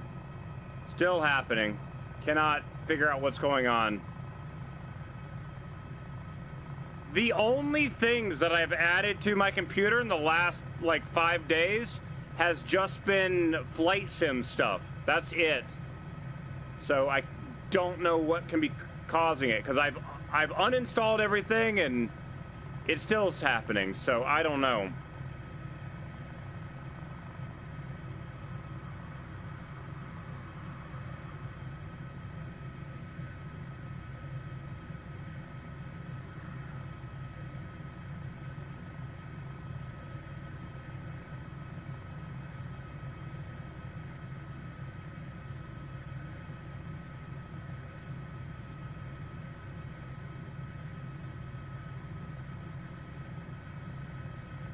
Nah, it was still smooth after all the updates.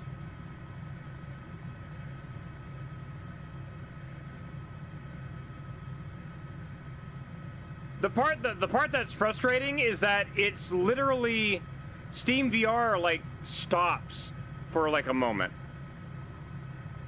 Like it just completely loses its connection. So I don't have any antivirus running. So can't be that.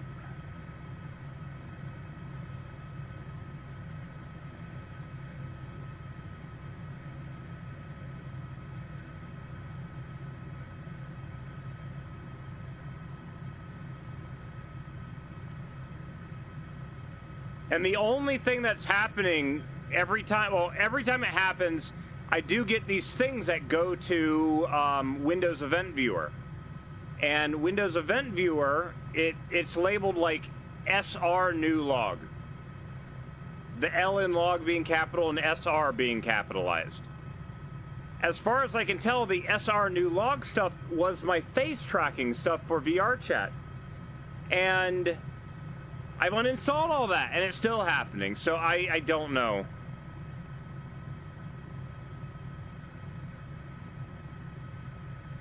Does Task Manager? No, it doesn't.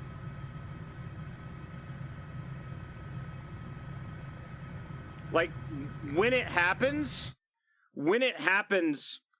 pause music.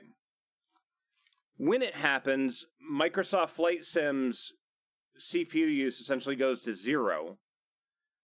And then Steam VR in the headset, all of my overlays that I use for all my stuff, the overlays turn off. The little Steam VR game trying to load pops back up, and then it re-grabs the game, and then it continues. But during that time, yeah, it's just this real annoying stutter. It's like super frustrating. Like I've got, let's see if I can find this now.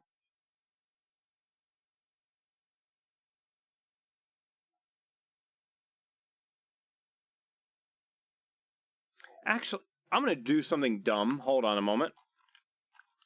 If this just ends up being it, I'm going to be so angry.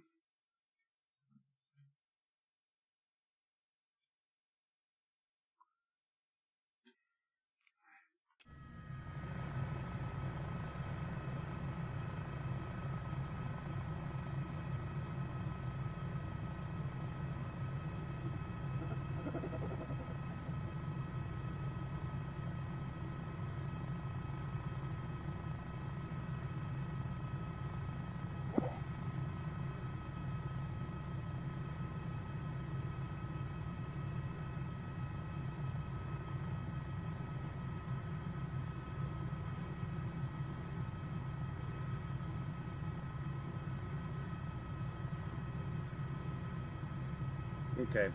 So what I just did was I disconnected SimNav. I'm going to check and see if that's what's causing it.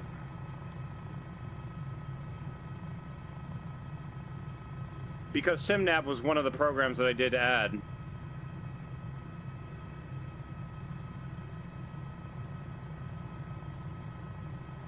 And cut engines, enter auto rotation.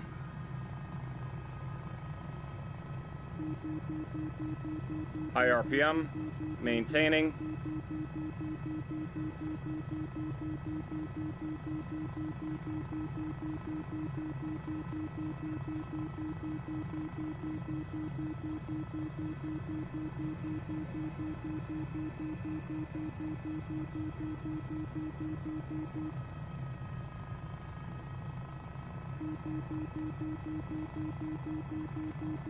High beeping is good. That means that we're on the verge of ripping the rotor apart, but it also means we have lots of energy stored in the rotor.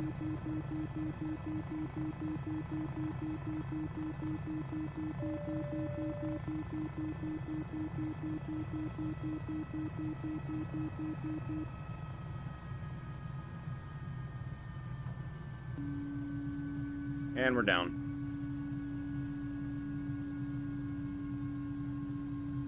Rolling back up.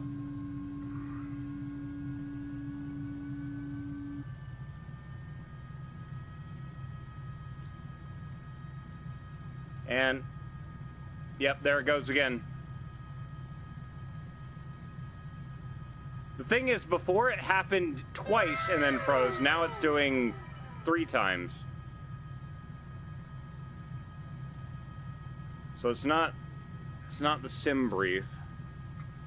Let me try a couple other things.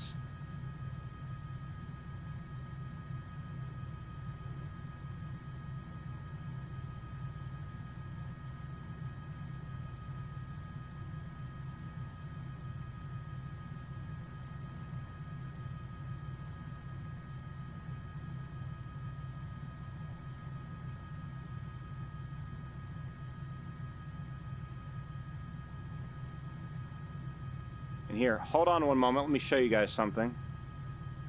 To kind of also put it into perspective of what I've been trying to follow. Let's see here.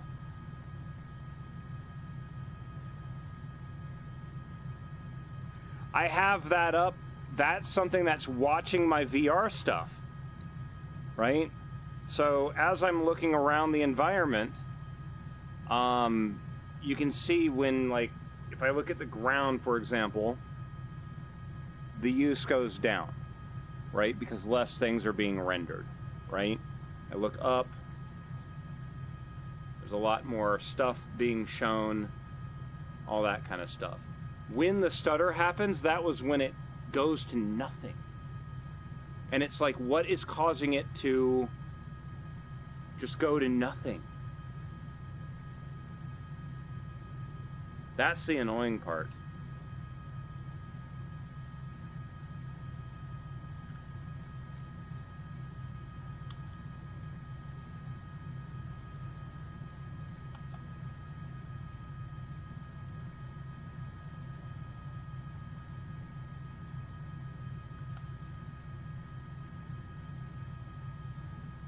All right, next airport. I should have checked that before.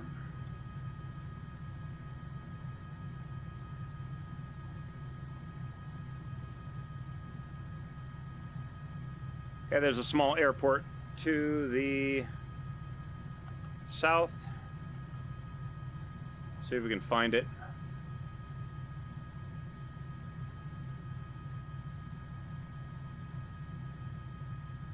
Yep, EGFI. Going there next. Picking up.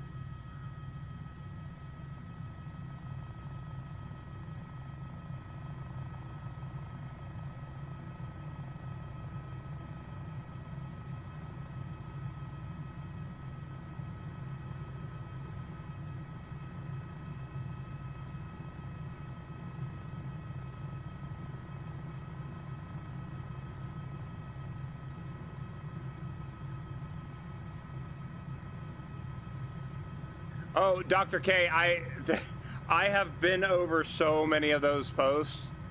I've deleted like the NVIDIA cache. I've deleted all that stuff. Like, it's so much crap to delete, and it's still happening. Like, yeah. I mean, if you got me on Discord, could you just send them there? That way I can go through them later and just check and see if any of them are one of the ones I haven't seen yet. This is, I have been starting my streams about 3 hours late every day because for the first 3 hours of the day, I'm just troubleshooting, trying all these things. It's super annoying. Now, when it happens again, I'm gonna have to throw the headset off and try to show you guys something because it happens really quickly.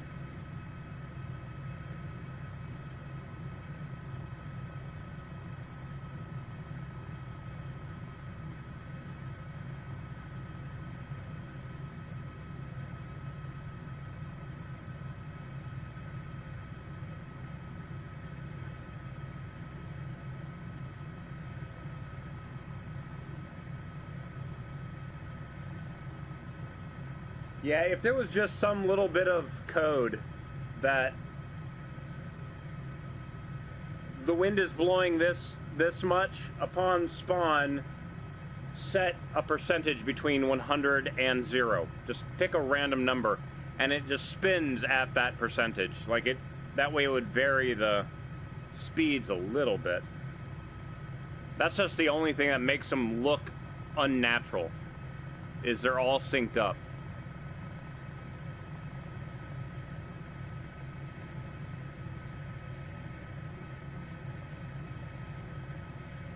Alright, where is this airstrip?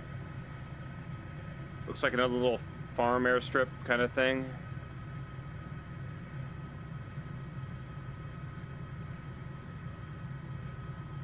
Is it literally that?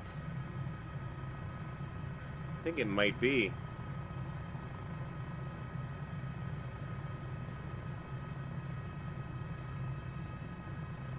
It is.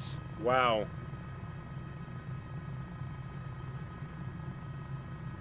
It is just a bunch of little hangars and a few strips of grass. Oh no, there's the airstrip right there.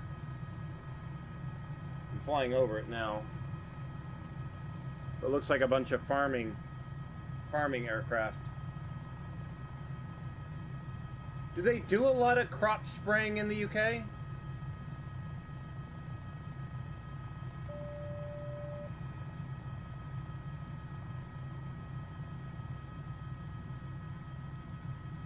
That's one thing I'm really excited to try out in the new Microsoft Flight Sim, is they have like helicopter crop spraying, and I am gonna go to town with that.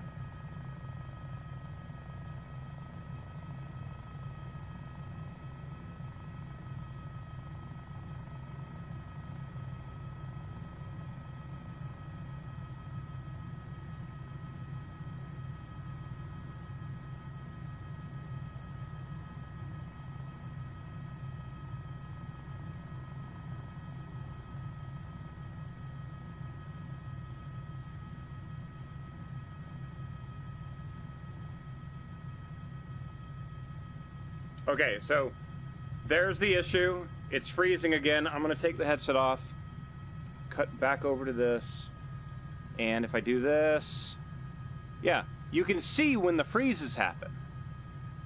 The problem is I can't figure out what's causing that.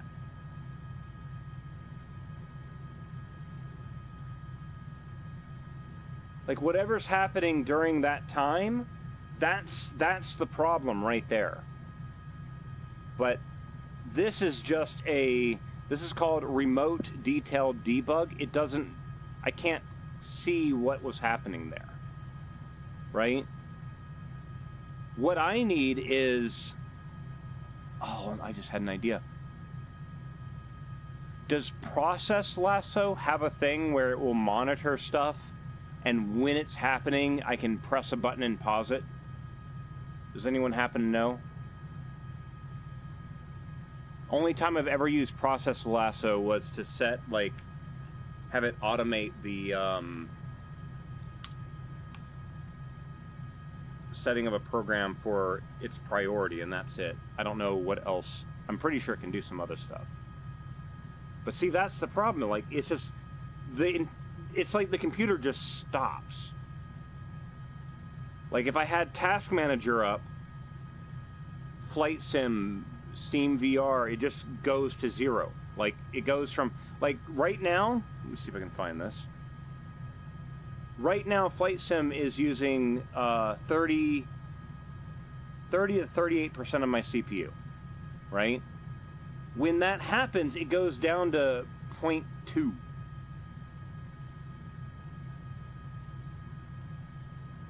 Procmon. So the reason, what I'm asking is this, is that when it's happening, can I bind a hotkey where I can push that hotkey and it pauses it? So then I can go back and, like, look through everything that was happening at the time? Resmon? Because that's what I need to figure out. Like, I've played other games that have debug tools that let me do that and, like, pause the game. I'm getting 3 different ones: Procmon, Resmon, System Internals, Process Explorer. Do any of those have a thing where I can hotkey? Maybe I need to set voice attack to see a button press. When I push that button press, it presses a keyboard key, which just records a log. Digimon. Digimon as well, yes. But yeah, it's just, this is getting, like, so frustrating. I don't know what the hell is causing this. System Internals was purchased by Microsoft. Think of it as Task Manager, but good. Okay. Give me a moment then. Let me get rid of that. Okay, so let me do a couple things here. First off, open 3 Google pages. First one is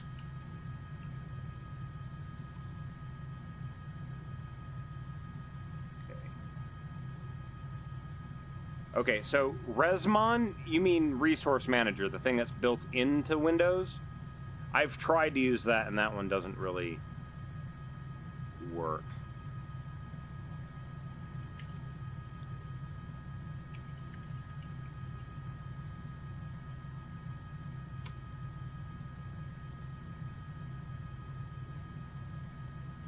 Visual Studio attached to Flight Sim process. Use debuggers at work. A lot easier if you got access to the code. I see, and that's the thing though, is I'm not entirely convinced that it's Microsoft Flight Sim. I think it's something else is interfering with Steam VR, because it doesn't happen to the Flight Sim. It's only happening in VR, and I think it's like it's losing the connection between Steam VR and it, and then it loses the hook, and then it hooks back in. Just play a different game? Yeah, but I've been enjoying this. I want to do this. That's the problem.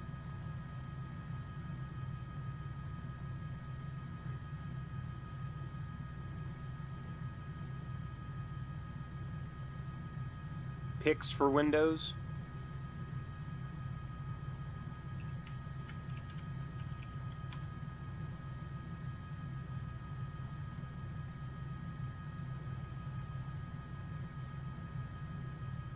Downloading all the frickin' programs now.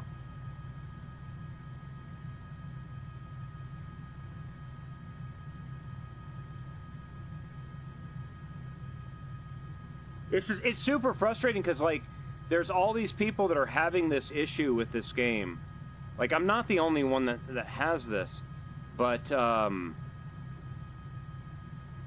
nobody's been able to figure it out as far as I'm aware.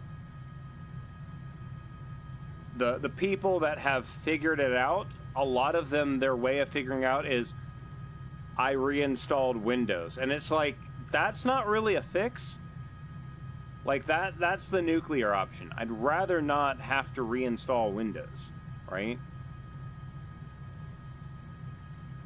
Like, I want to find out exactly what is happening and fix it.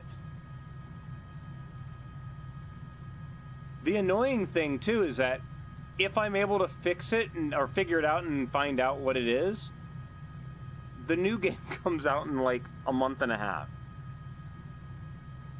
And it might not even have the issue. That's the part that's frustrating. But I really want to play this right now. Oh, man. And Kay, give me 1 second. I'm reading through the link that you had.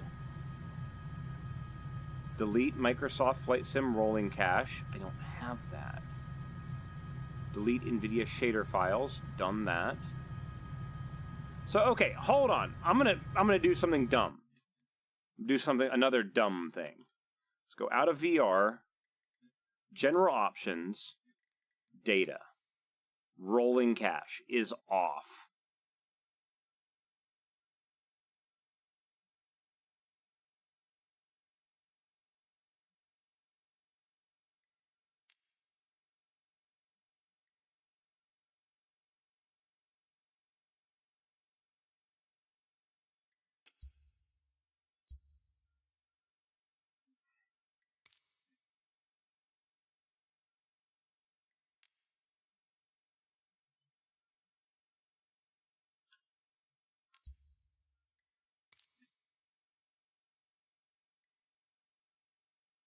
Hold on.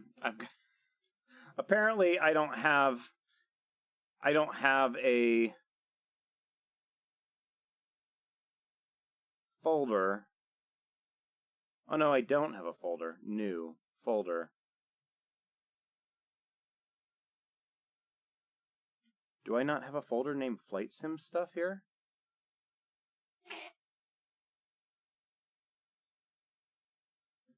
Okay. One moment, guys. Let me fix some crap. This PC...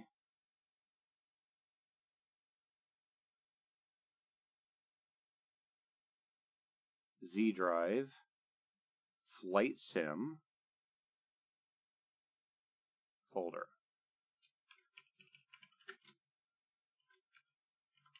Rolling cache. Enter. Okay. Allow it 20 gigs. Apply and save. Updating rolling cache.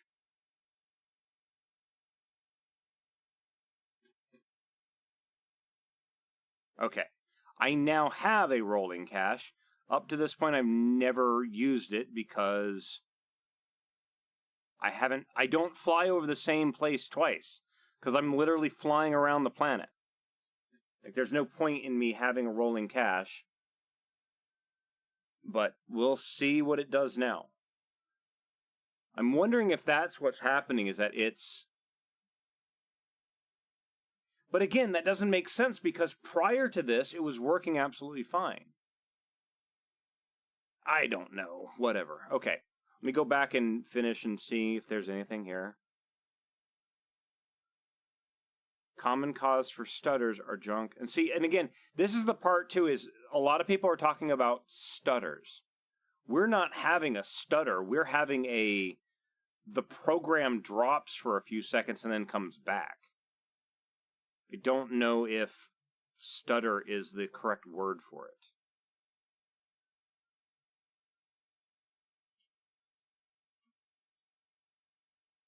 Now my drives are M.2 drives. Like, it should update. Like, it should be... The data transfer is like 7,000 something, whatever units they use. If you use map enhancement. I don't use map enhancement. That's off because it was causing a frame rate dip. Okay. I just went into flying again with not being in VR. Let's Get that reset. Okay, we're back. Okay, let's see if the rolling cache does anything. Effing computers, yeah. Okay, actually no, next airport. EGNV. Direct to, go.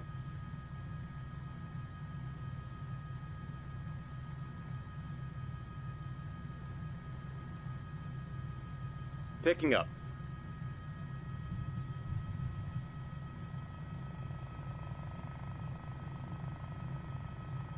But yeah, the map enhancements, I haven't used that in several days. Some test offline was showing that it killed about 10 FPS. So I was like, yeah, no, I'm not going to use that if that's the case.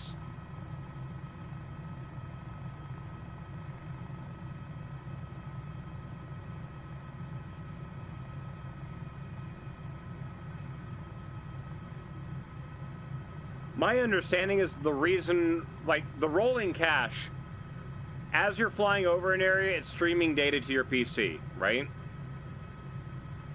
It expects you to be, like, you're just flying back and forth across two areas, and when you turn around and go back the other way, the data's already loaded and you don't have to re-download it. Well, I'm flying around the planet. The areas that I'm flying over, I'm not flying over them again. Like, I see that area and then I move on. So it's like, I don't need a rolling cache, I just need it to continuously download. And there, the battery just fell off because the Velcro came loose. I might need to put a wider strip on the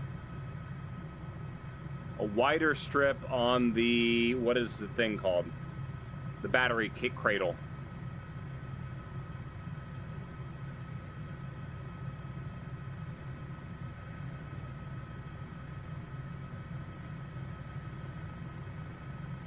I don't know what that is over there, but those are either two very bright lights or two very large structures. And a very large structure behind it. We'll be going over there next.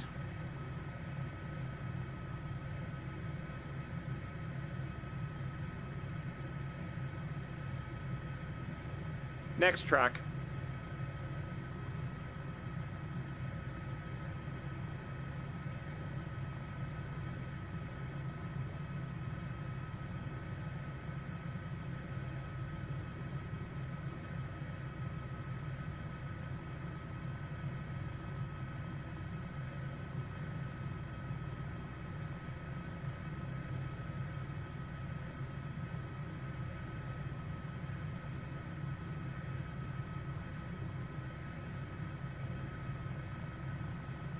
Set altimeter.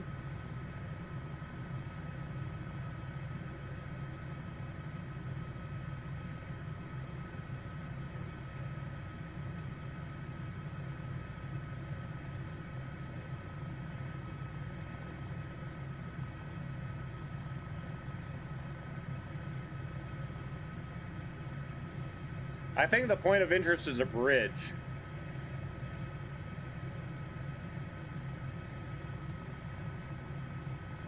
Nope, still happening.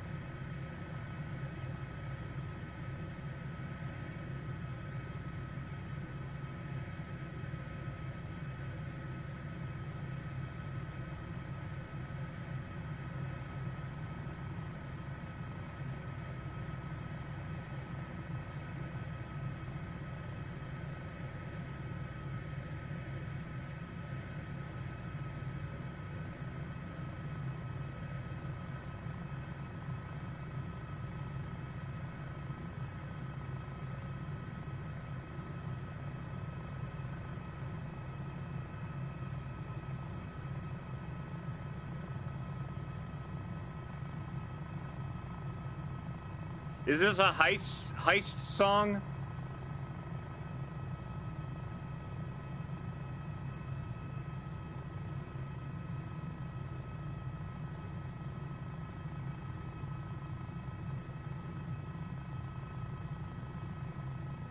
Transporter bridge in Middlesbrough?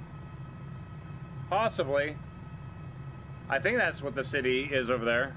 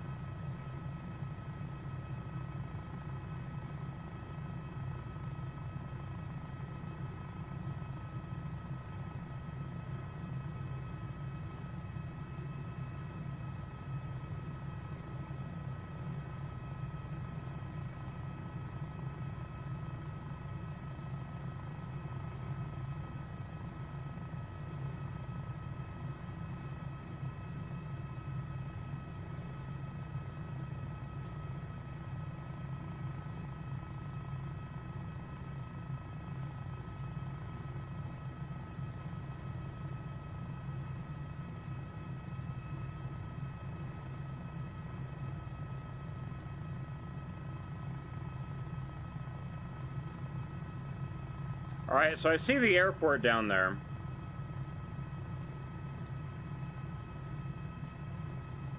Select 2. Select 2. Nope. Okay, never mind. No ATC. All right, we are at 7,000 feet. Again, little fun fact, 7,000 feet was where the airport that I did all my flight training started off at.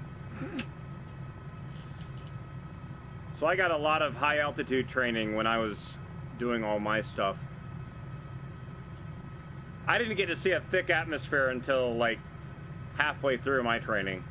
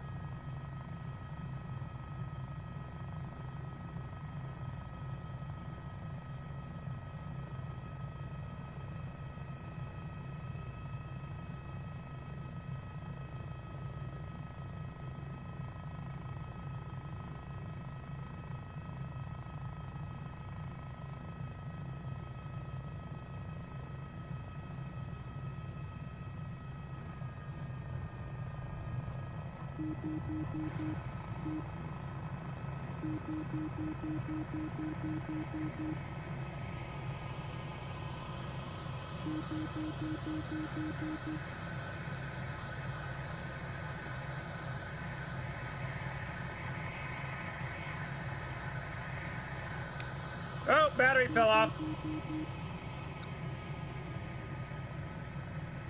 Battery fell off.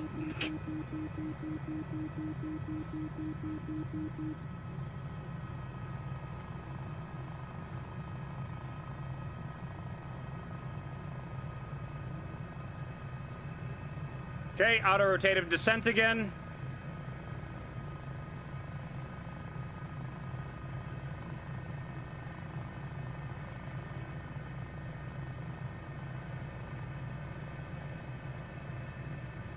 Getting really low RPM. Come on. Want the fast beeps, please.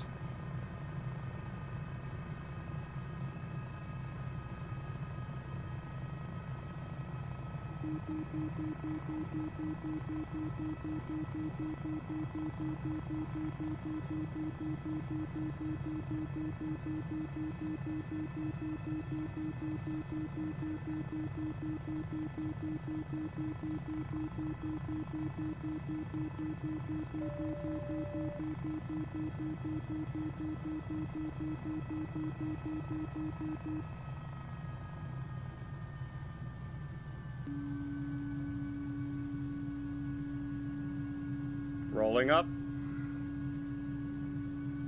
Okay, so my problem with the battery pack has been I've only got this little 1-inch wide strip. Let me peel that off and put a larger one on it.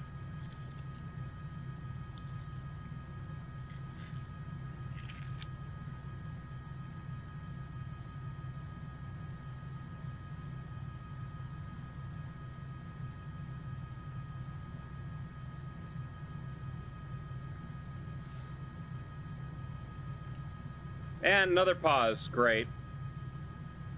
Okay. Where's that Velcro? There it is.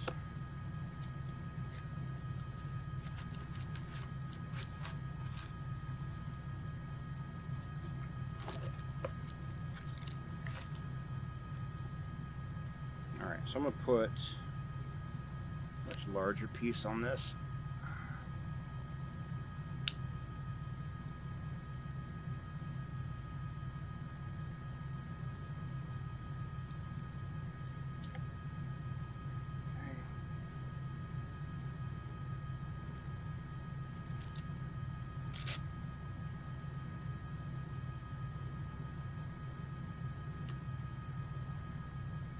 Fit on there just perfect.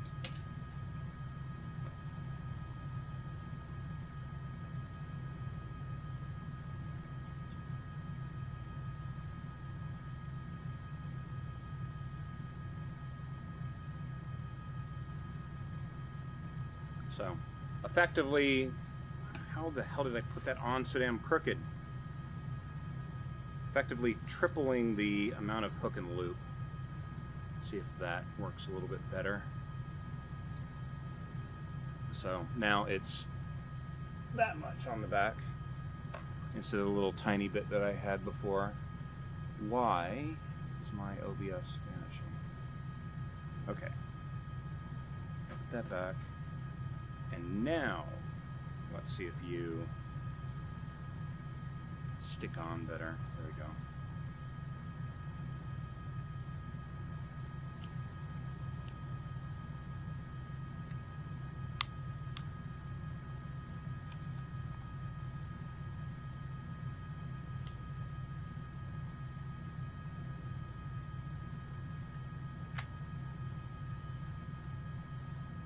Okay.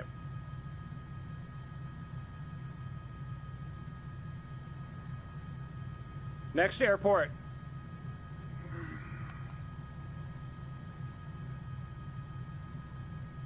Got a little nav map.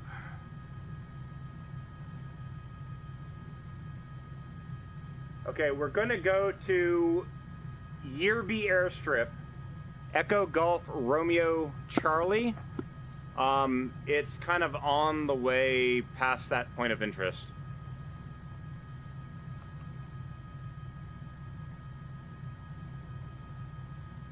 And there it is.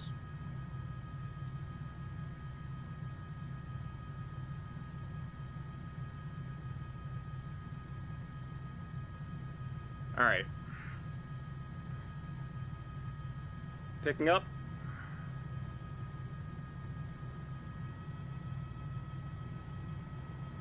Did my volume get really low? It did. Weird. Must have bumped something.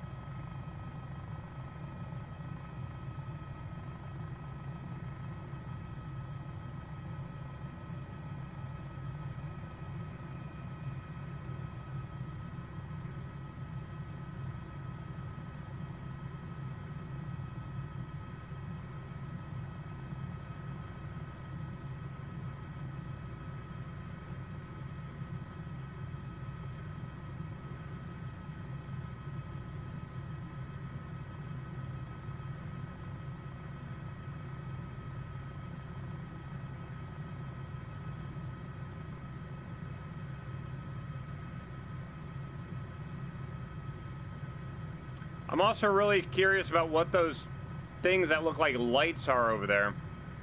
So we're gonna kind of figure out what that is.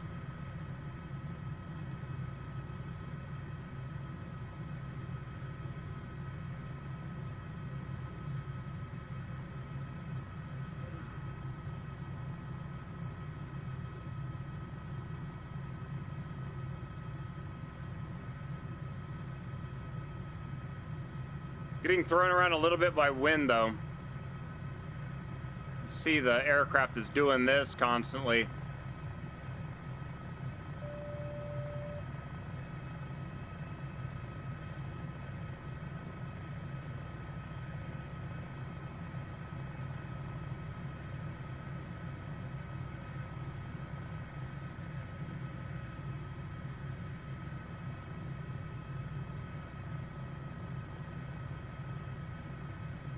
In real life, we would have just hit some wires for the power lines.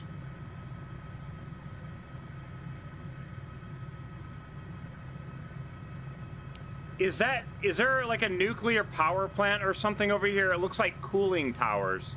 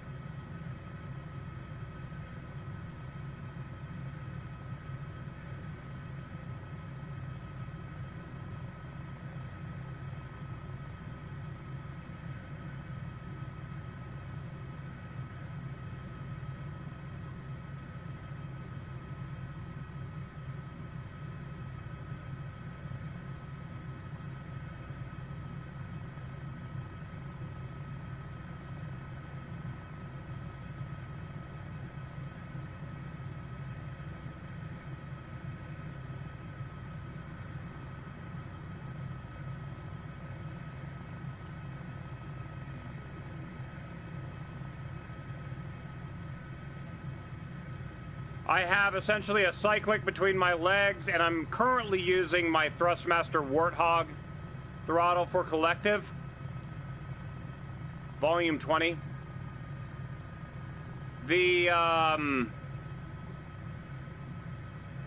I'm in the process of trying to 3D print an actual collective, but I ran out of filament. I should hopefully get some either tonight or tomorrow.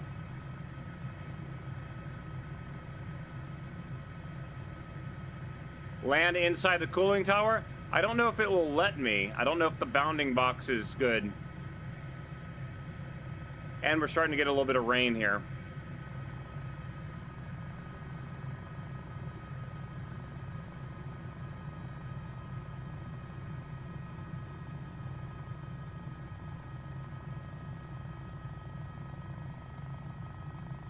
Don't freeze right when I'm doing this game. Come on.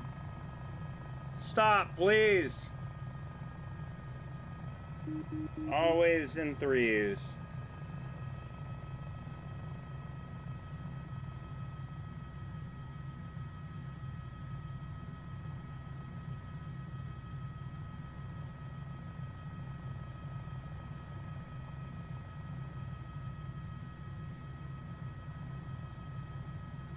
No.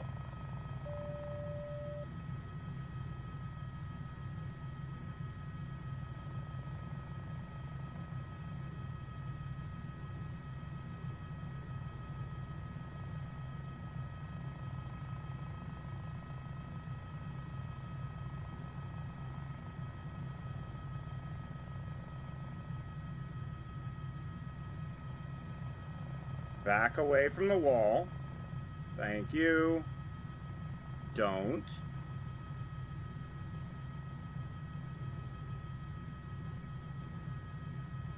Okay, that is solid. Good.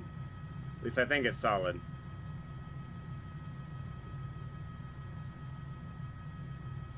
Yeah, okay, there we go. Oh my god. There you go. Would it be feasible IRL with wind movement? Well, once you kind of get in the tower, if it's active, there's a lot of updraft. The entire point of these towers is at the bottom, there's a gap. You can kind of see the ground underneath it. But the heat, like, you have a bunch of things with really hot shit inside of it, right? It sprays water directly on it. It hits that, it gets really hot, it turns into steam.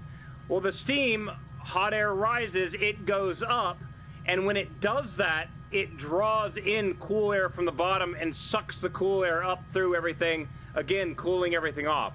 The steam and stuff coming out the top is just the heat escaping, right? So if it was active, yeah, there would be a lot of airflow going through it. If it was off, maybe you wouldn't want to do it when it was still wind, because the wind coming over the edges when there's no hot airflow is really disruptive, though. But I'm pretty sure it's possible. Now we gotta get back out. Picking up. Actually, after I do something, I need to...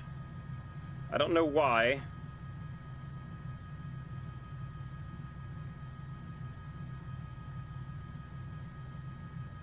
But all of my displays have just suddenly went blinding. Picking up.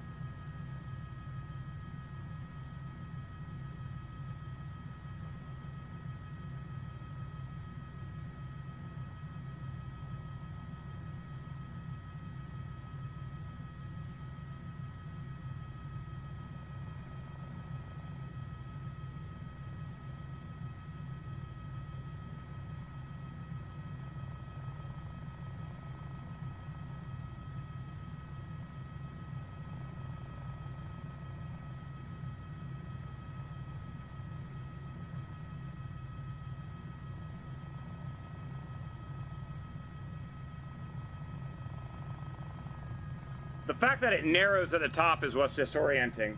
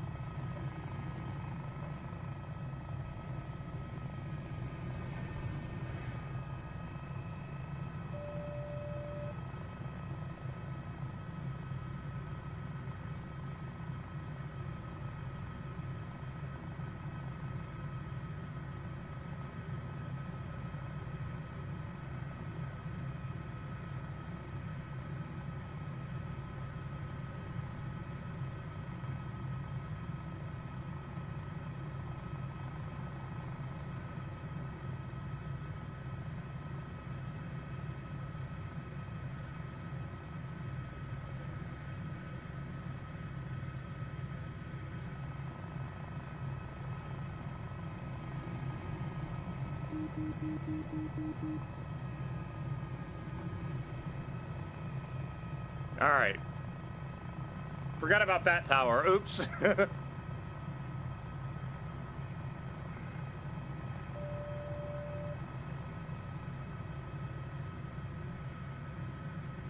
Wait, where'd it go? How did I lose a bridge?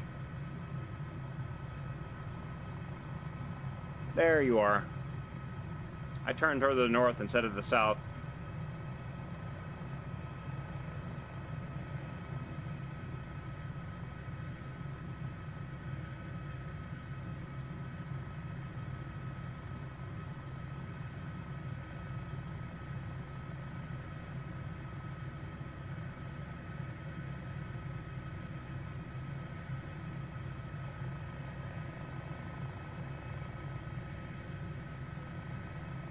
Oh, this is an interesting looking bridge. How does...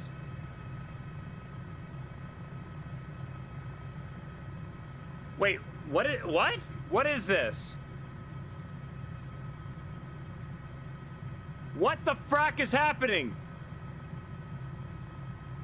I'm so confused. You're gonna have to explain to me how this bridge works. Because whatever the cars are doing, they're doing really weird shit. Like, I don't think the semis and stuff do that.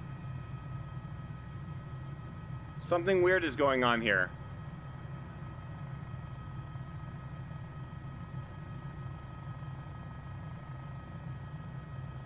Does the entirety of the bridge... Oh no, it's got a gondola? Hold on a minute. I gotta land. Is it literally the cars go onto that little center section and it moves across? Really? Come on, game.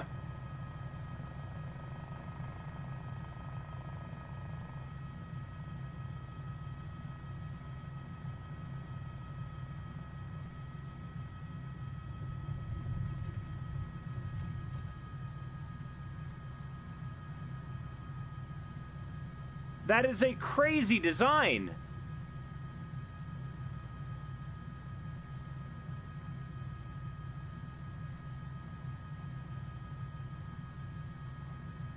Now I'm trying to imagine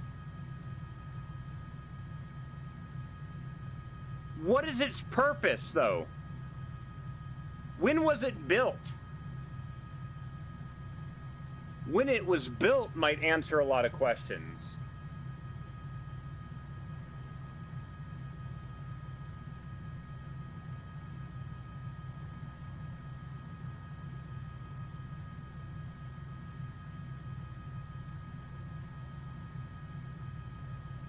Tees Transporter Bridge.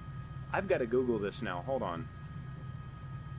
1911.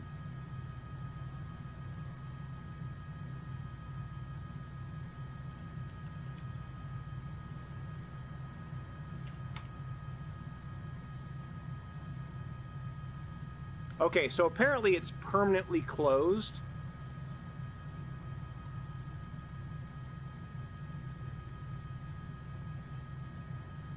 It is the furthest downstream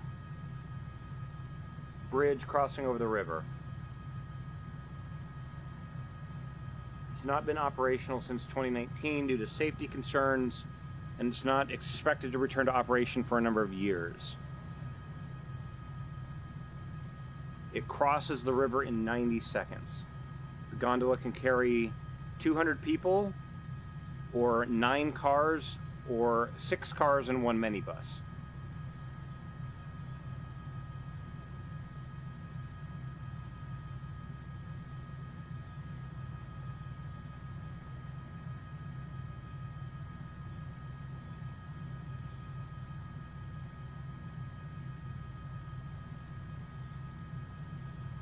During the First World War, it was bombed by an L-11 Zeppelin.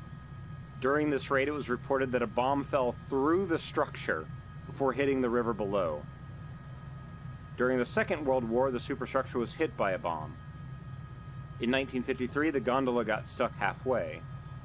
While it was stuck, gale force winds lashed water to within inches of it. Despite this, the bridge continued to operate. In 1961, it was painted blue.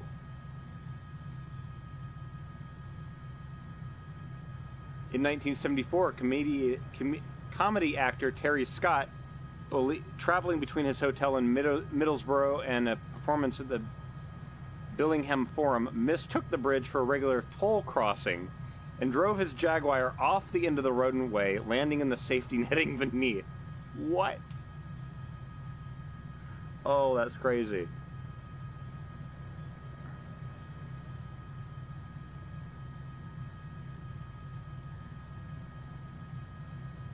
Okay.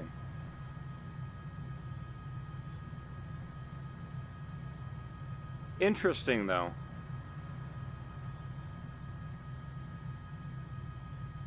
I'm just trying to figure out 1911.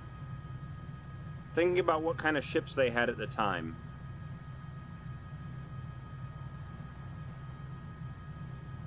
Like, 1911 was, well, like, by then we phased out the tall ships, right? So I'm just trying to imagine the purpose of this. steamers. Yeah, okay. You wouldn't want a bridge going over the water and then all this smoke and steam coming from those ships hitting it, so they built this instead. Interesting. Oh, shoot.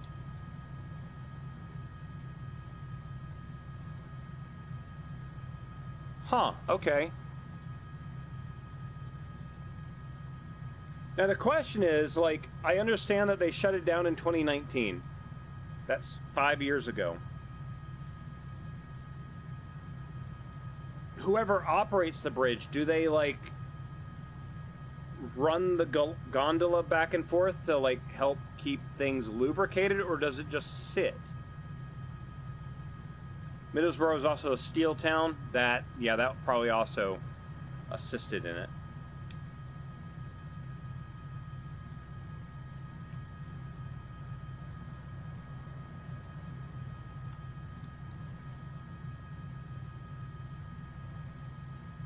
Interesting, though. Like, it's a very unique kind of bridge. Like, you definitely do not see much like that ever. It's just, it's funny because the cars are like driving up and running up there, and then they go down the other side. Adi, what's up? How you doing today? All right, now I got to figure out where to go next. I should have done this when I had the headset off. All right, little nav map. Let's see what else is over here. Oh, that's right. We were still going to Yearby Airstrip.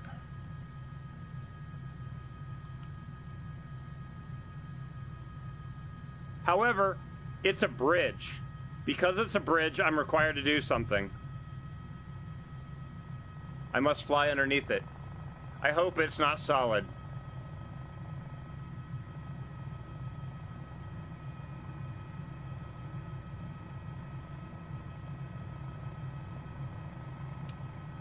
I am doing awesome. We are still... Is Middlesbrough still considered Scotland, or are we technically in England yet? Why? Okay, that was really weird. Okay, we are now in England. Okay.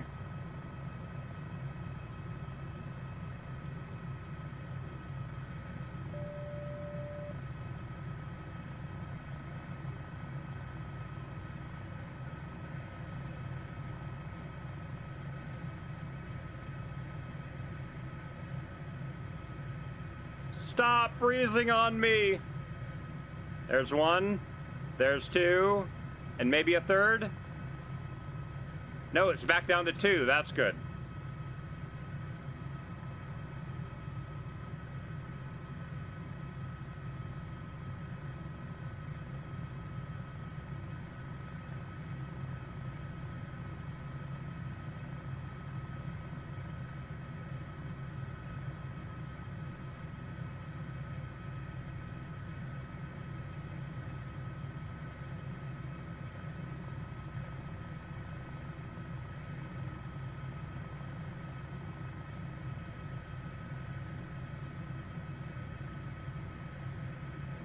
Another cooling tower over here.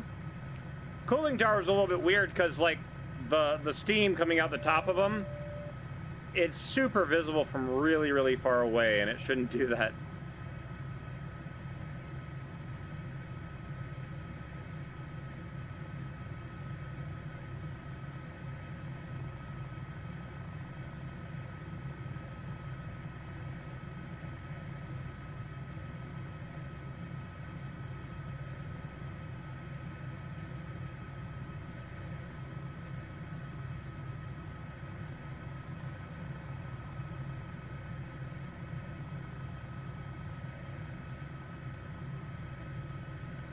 I'm guessing this is another unused airstrip that they built a turbine on.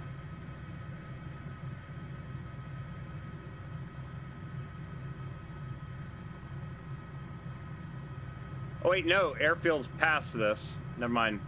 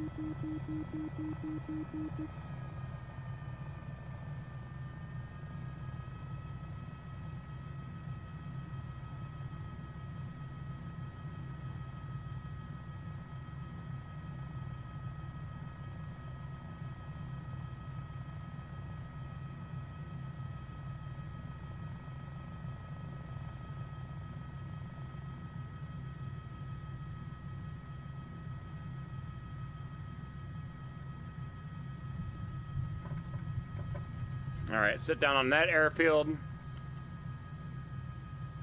The reason why I'm touching the side of my headset, doing a double tap, is it allows me to go into a pass-through mode.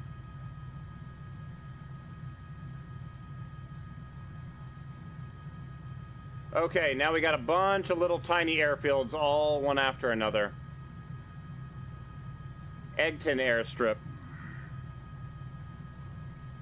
Echo Golf X-Ray X-Ray.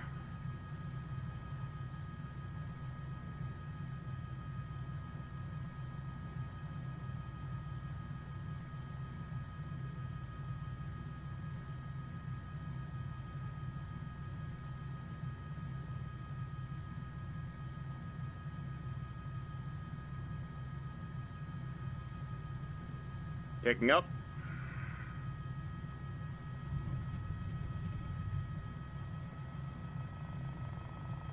Let's get out of here.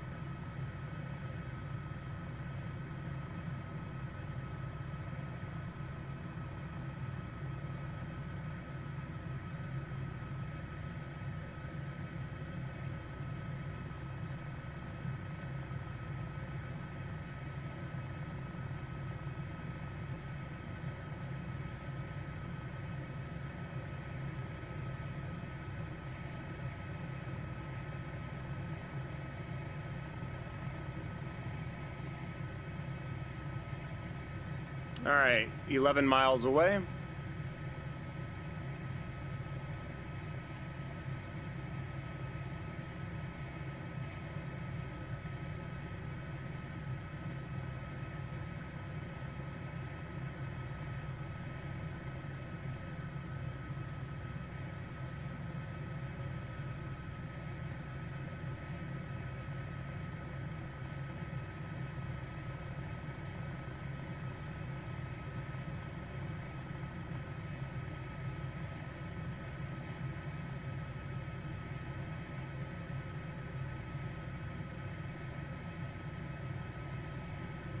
Bunch of rain going on right there.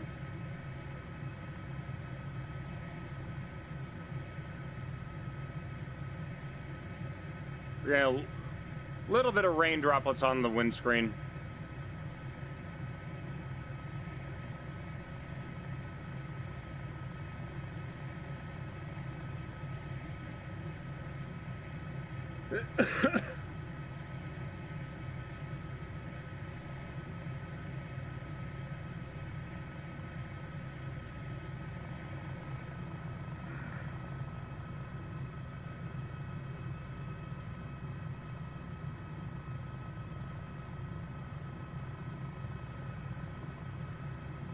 Stop the freezing.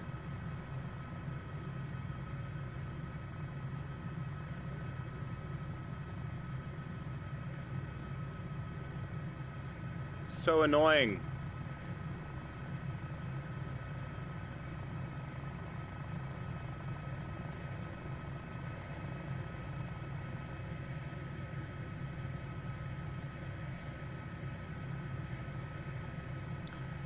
I'm gonna have to try to figure something out for this throttle here. I've got a lot of stores that sell like repair equipment for like farmers. Thinking about getting one of those pinnable plates, putting it here so I can take it and move it physically forward. And then I can have the collective so I won't be bumping my hand up against this. Because the collective needs to be like right there, and I'd be able to pull up on it, and right now the edge of the throttle's right in the way.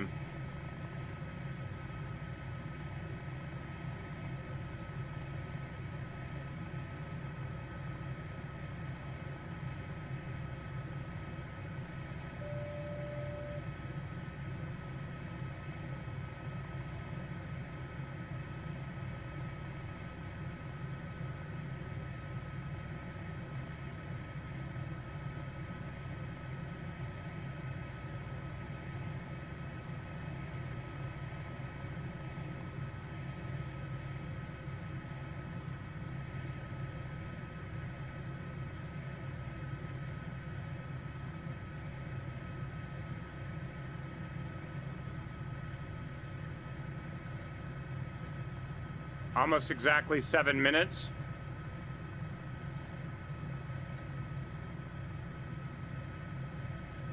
If that's the case, I'm gonna do something then here in a moment.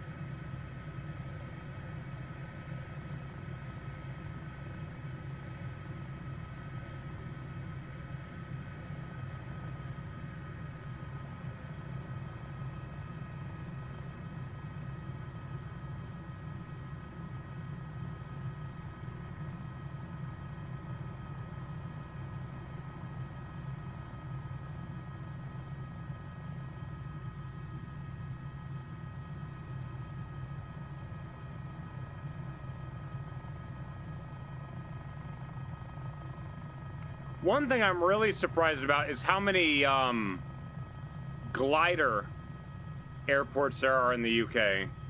See those everywhere here. Didn't realize that that was something that was so actively done there.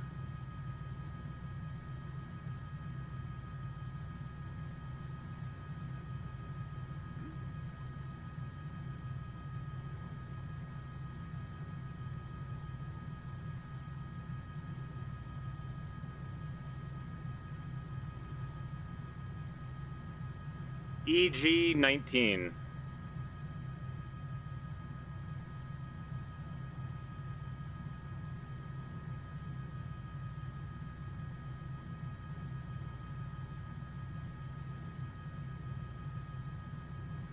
Set timer 7.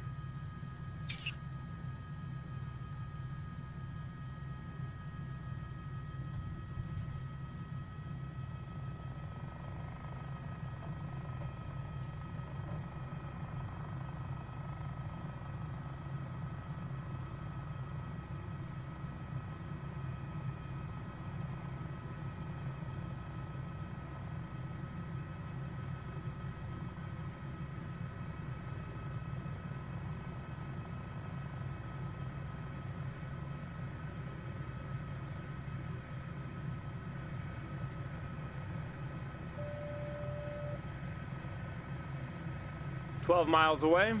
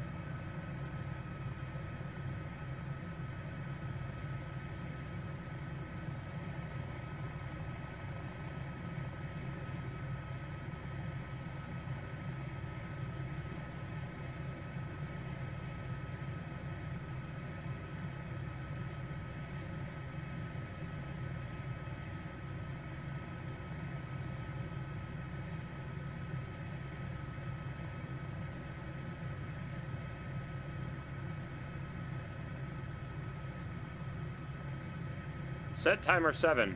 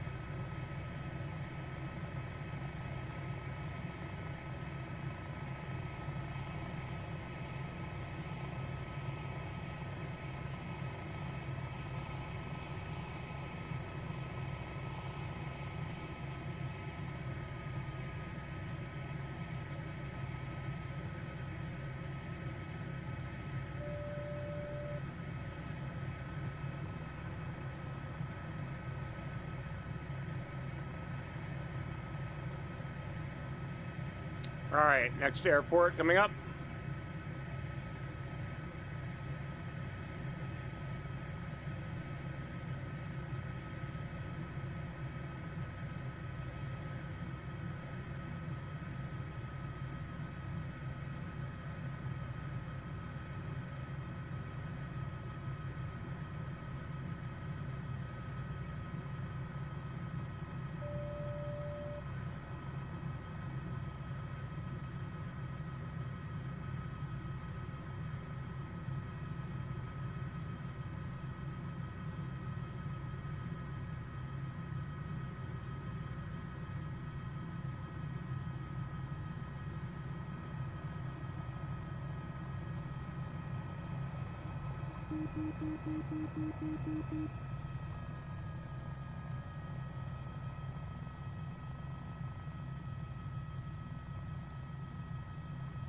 I don't know, it's a little bit weird that these areas, they're marked as being an airport.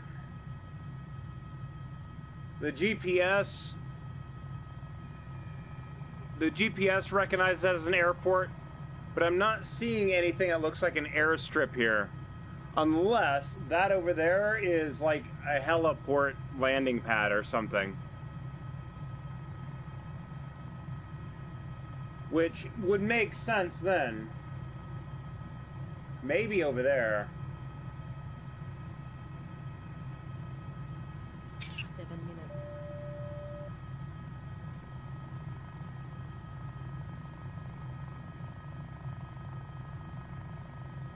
Yeah, I don't know.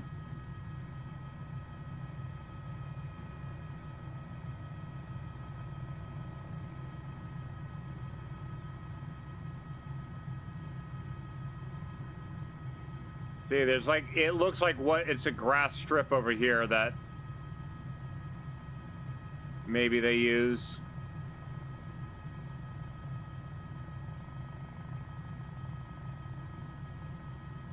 Maybe this. Like, even, like, most of these little airports, it's supposed to, like, auto-generate a windsock. Again, the problem... Oh, stop for a moment.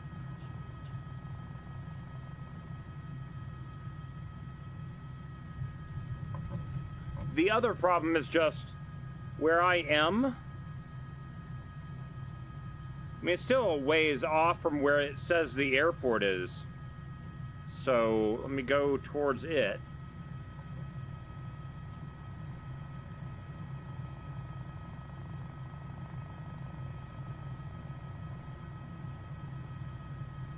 It might be, but there's a lot of old wartime ones that the pavement and stuff is still there.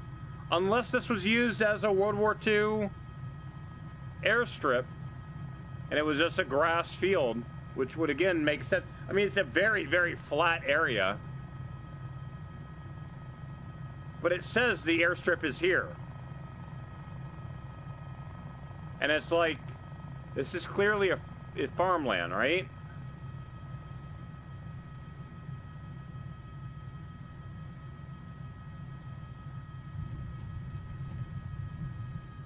I don't know.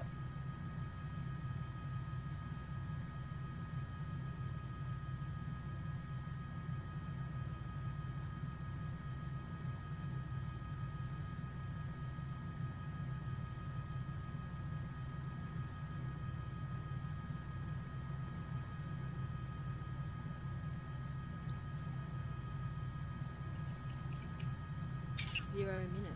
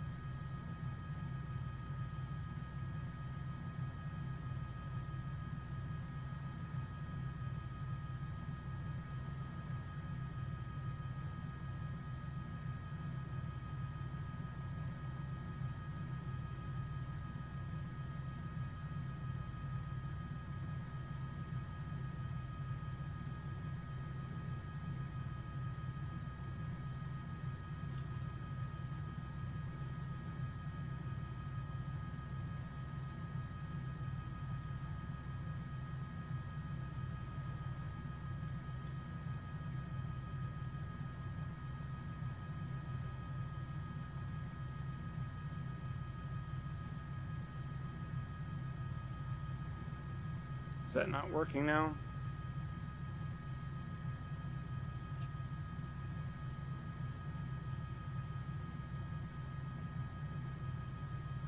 Restart. No, my shit. Stop all commands.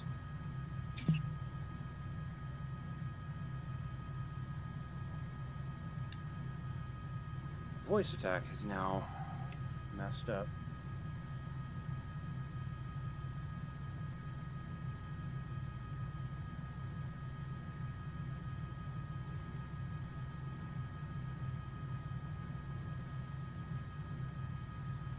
Restart voice attack.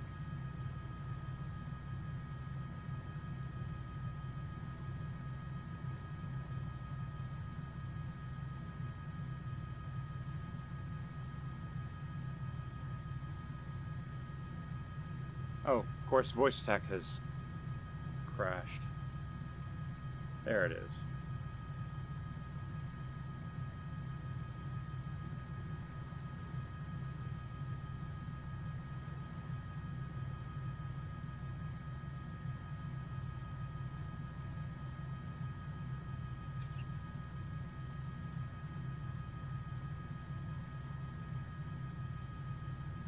So see, like, even this isn't even showing an airstrip here. Like, at all. I take that back. No, it says there's an airstrip. Interesting. Hold on, let me... Now that I see where the buildings are...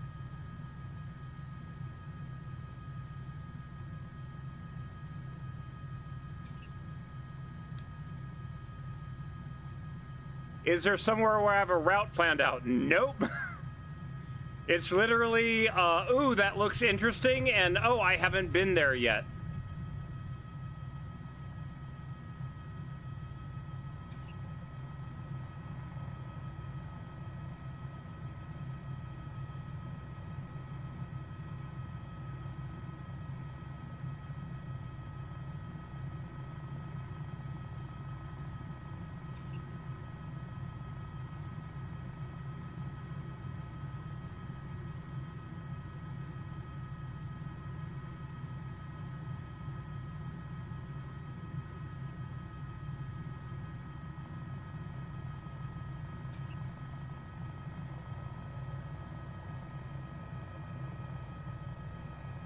So yeah, it's saying like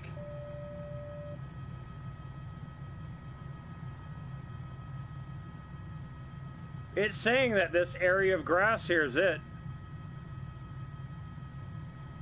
I mean, there's something right there. I'm not sure what that is.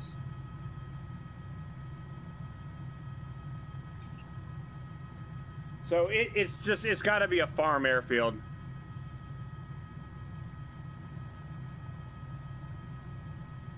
Ooh, wait, what is this on the ground over here? I didn't see this.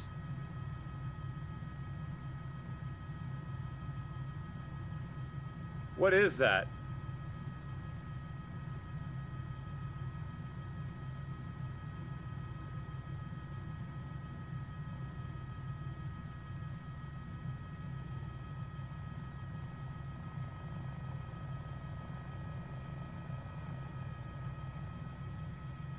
What is that?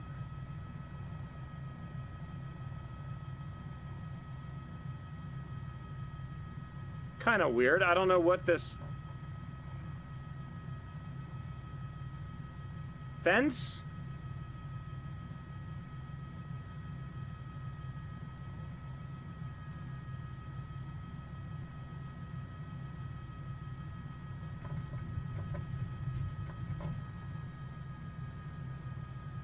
All right, now we're in trouble.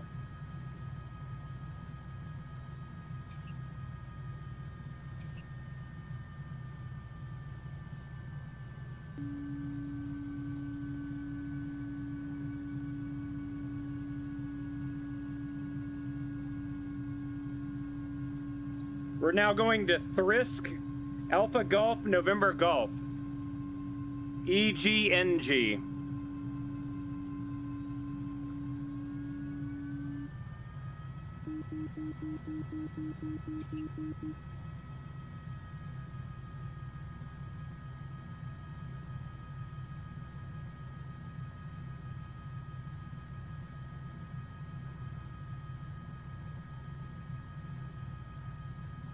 13 miles away. Picking up.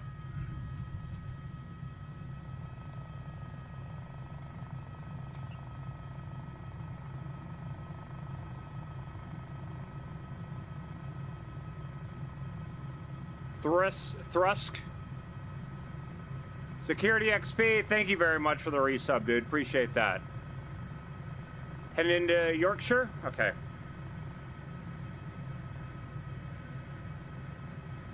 Volume 40.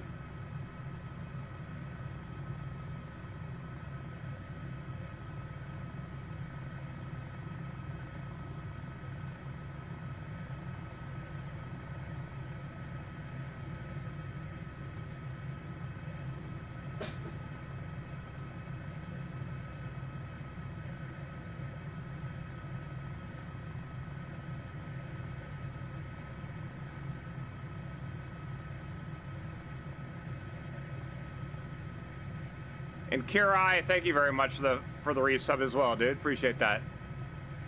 It's Britpop playlist, yes. I kind of figured I better play it when I'm here in the UK.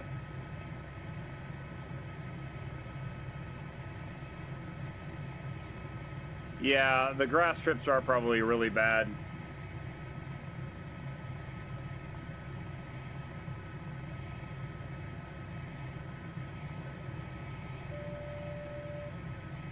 $10 miles.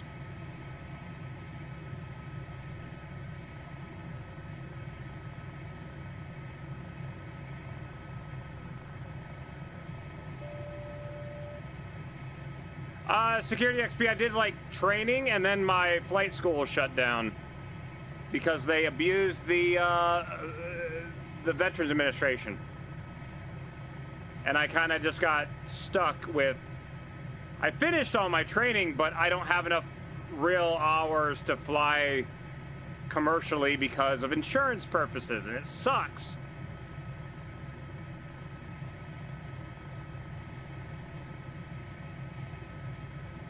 You need at least 1,000 hours to get a job where insurance rates are not crazy.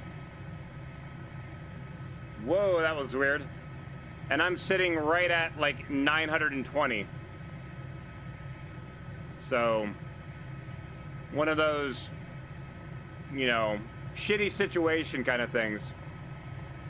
Where I just was, we're going towards Thrusk. Thrusk? I don't know, I feel like I'm mispronouncing it again.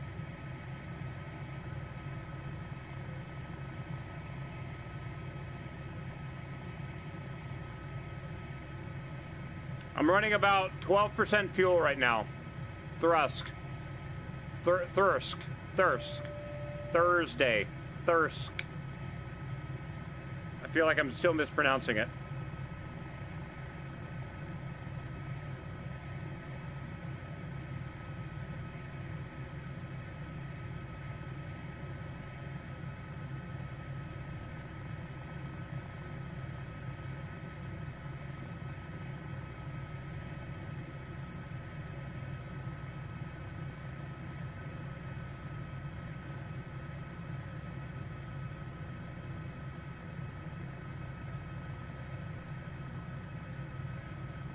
Thought I'd turn that eye adaptation thing off.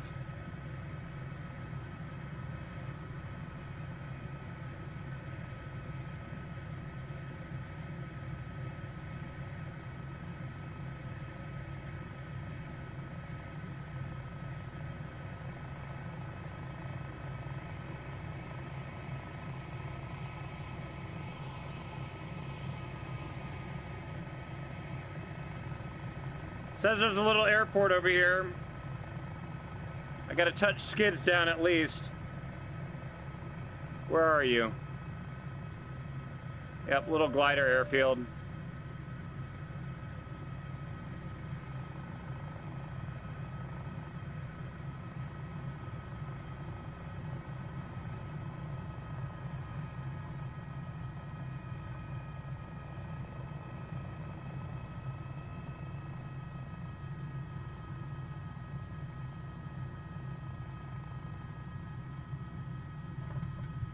There we go.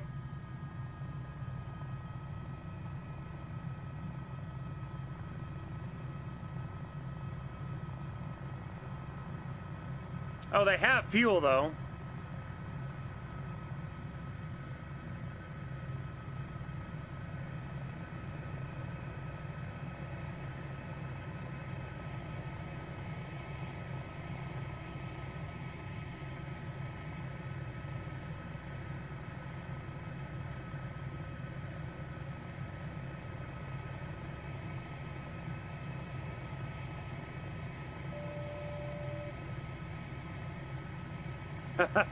You live near Stonehenge?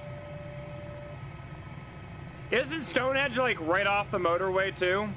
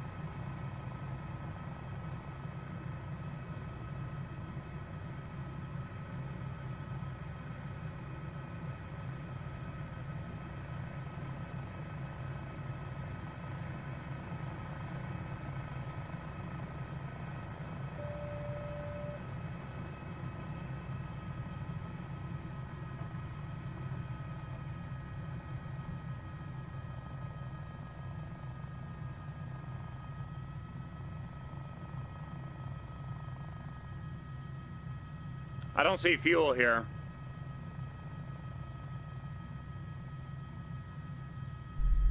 Are you kidding me? Ah!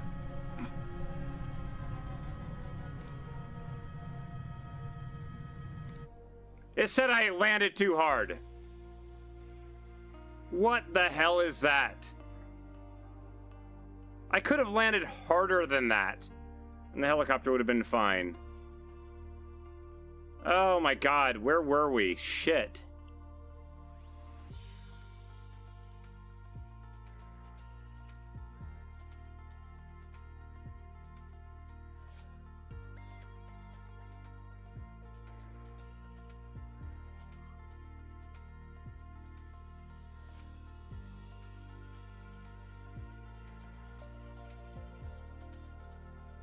That was Bagby Airfield?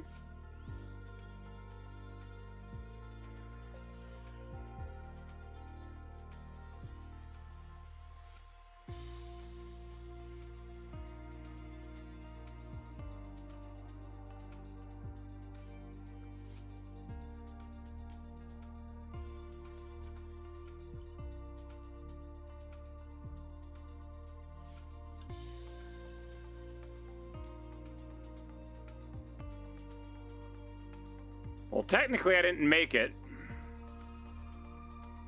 But we did technically land at the Yorkshire Gliding Club. We touched down.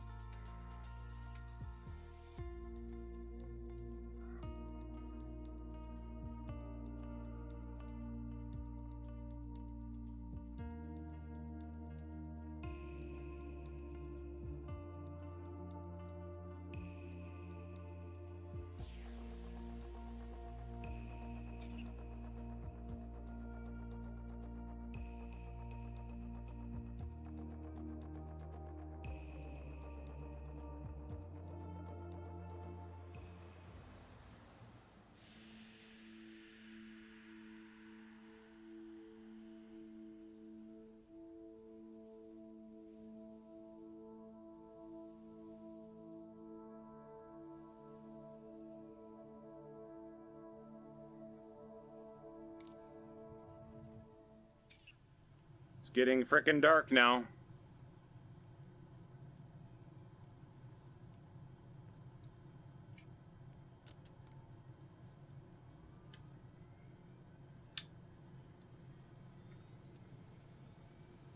Volume 10.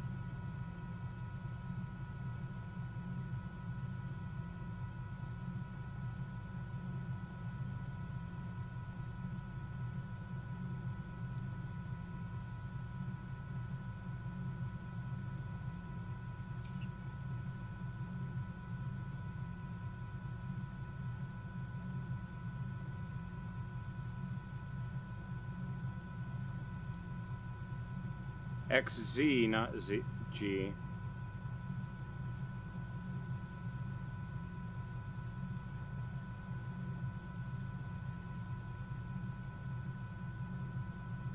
Okay.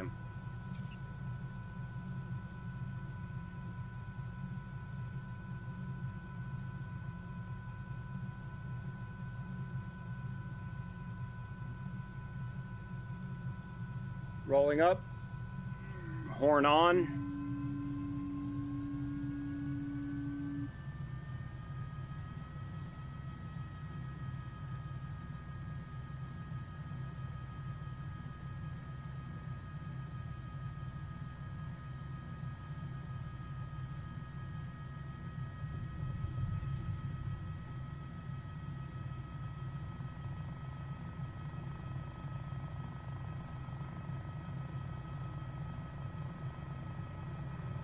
And of course the weather's getting worse. You got that big storm rolling in between Iceland and the UK right now. God, look at that.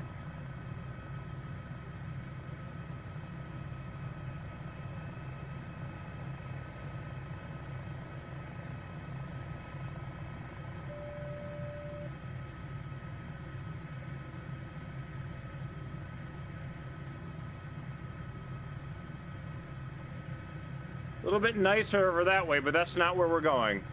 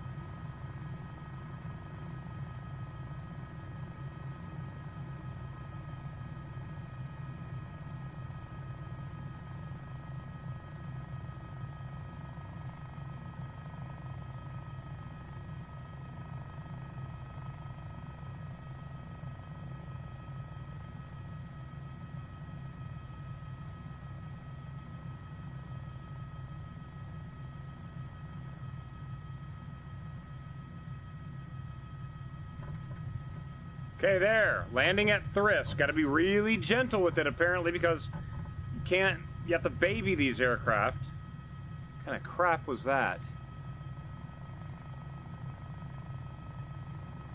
Like, the aircraft can hit the ground a little bit harder than what people think they can. When I came in, that wasn't even a hard landing.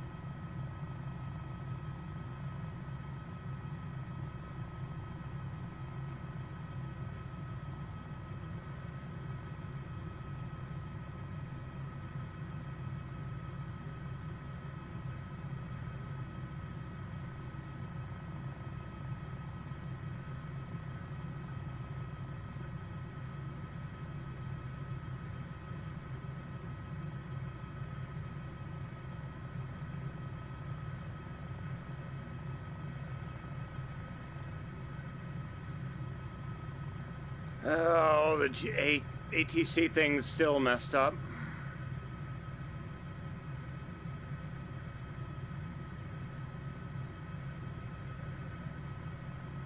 There goes those freezes again. Comes in threes now.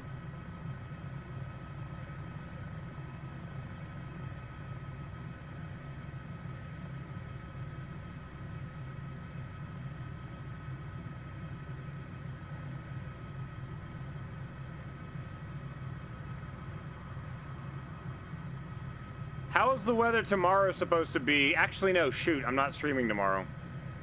I'll explain why here in a moment.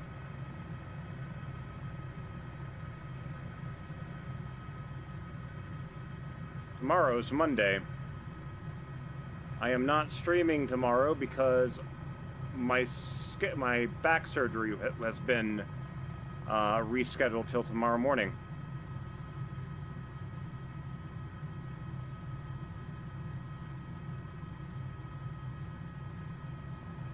So I'm going to be going and doing that.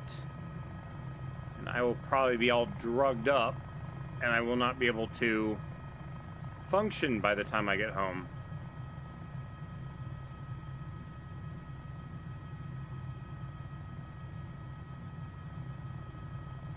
That's not the spotlight control.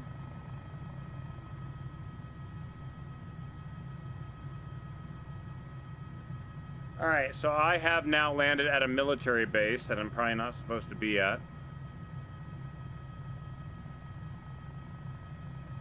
Hey, here's where the helicopters park, apparently.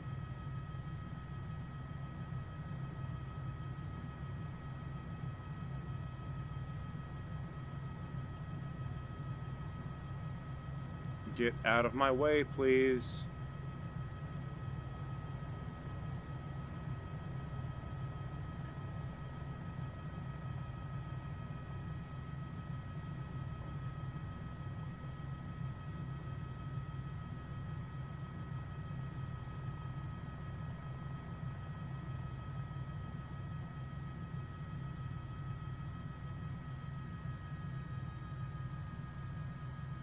Top cliff is used for air cadets? Okay.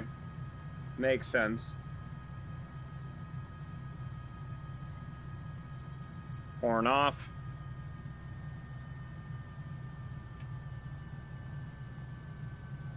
Fuel pump off. Pitot heat off. Generator off. And cut the engine. And then, because it is stormy, pull the rotor brake early. Normally you wait until the rotor is spinning at about 100 RPM.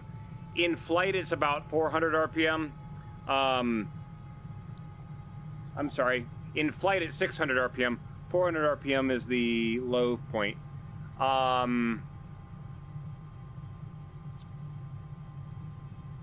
If the weather is bad, as the rotor slows down, any wind gusts can still cause the rotor to wobble. So you usually pull the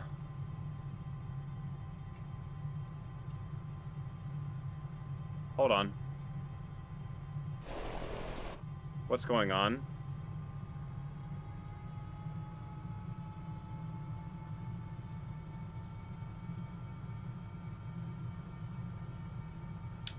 Apparently the button didn't take it the first time. Okay, now there it goes. So you pull the rotor brake early to get the rotor slowed down as quick as possible if there's a lot of wind and stuff going on.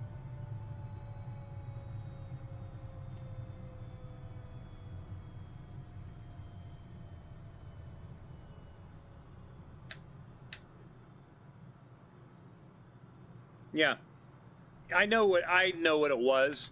So you see how I have a switch connected to the pitot heat, right? Because we started the flight and I already had the switch in the on position, when I flipped it off, it didn't recognize that I pressed the button to release the button. And when I tried to do it again, it wouldn't cut off. That's why I had to hit the toggle the starter a couple times. Okay, so you can now turn that off, and that off, and that off. Still don't know why all those things turn off, or don't turn off. In fact, I'm gonna send a screenshot to the developer, just so they know.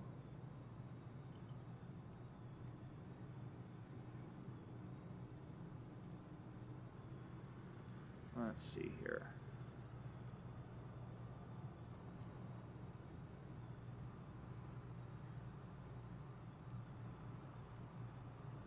All right, so guys, I think that's actually going to be it for me today.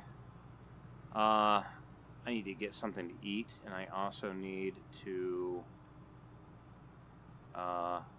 yeah, get ready for this. It's a minor surgery. It's essentially, they stick a bunch of needles in my back. Pause music. They stick a bunch of needles in my back, and they fry the nerves because, like, there's nothing in my back that should be causing pain, but the nerves are just continuously screaming that something is happening, and because of that, that is why I am in constant pain. It sucks. But yeah. Usually, before the surgery, they give you oxycodone, because it's that kind of thing. And it's one of those things of, I'm not supposed to drive, so I've got to ride tomorrow.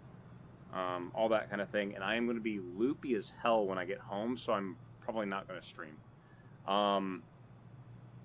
But yeah, the pain relief is pretty much instant. The problem is they stick 6 needles 4 inches into your back. Okay, so think about that. The pain you have afterwards is the trauma from the needles, right? So I'm going to have a little bit of pain because of that. And then I'm going to have what feels essentially like a sunburn that I can't reach for like 2 weeks. But the big back pain should be gone. But yeah, what I'm going to do, guys, is I'm going to send you guys over to the creator of my VR chat avatar. They're actually using it actively on theirs, but they are... What are they doing? Are they playing... They're playing Star Citizen. So guys, thank you very much for hanging out with me today. But send you guys over to go watch their channel for a little bit. Hecatronics. So, guys, again, thank you. I will see y'all later. And with that, let's get this raid going. Later, guys.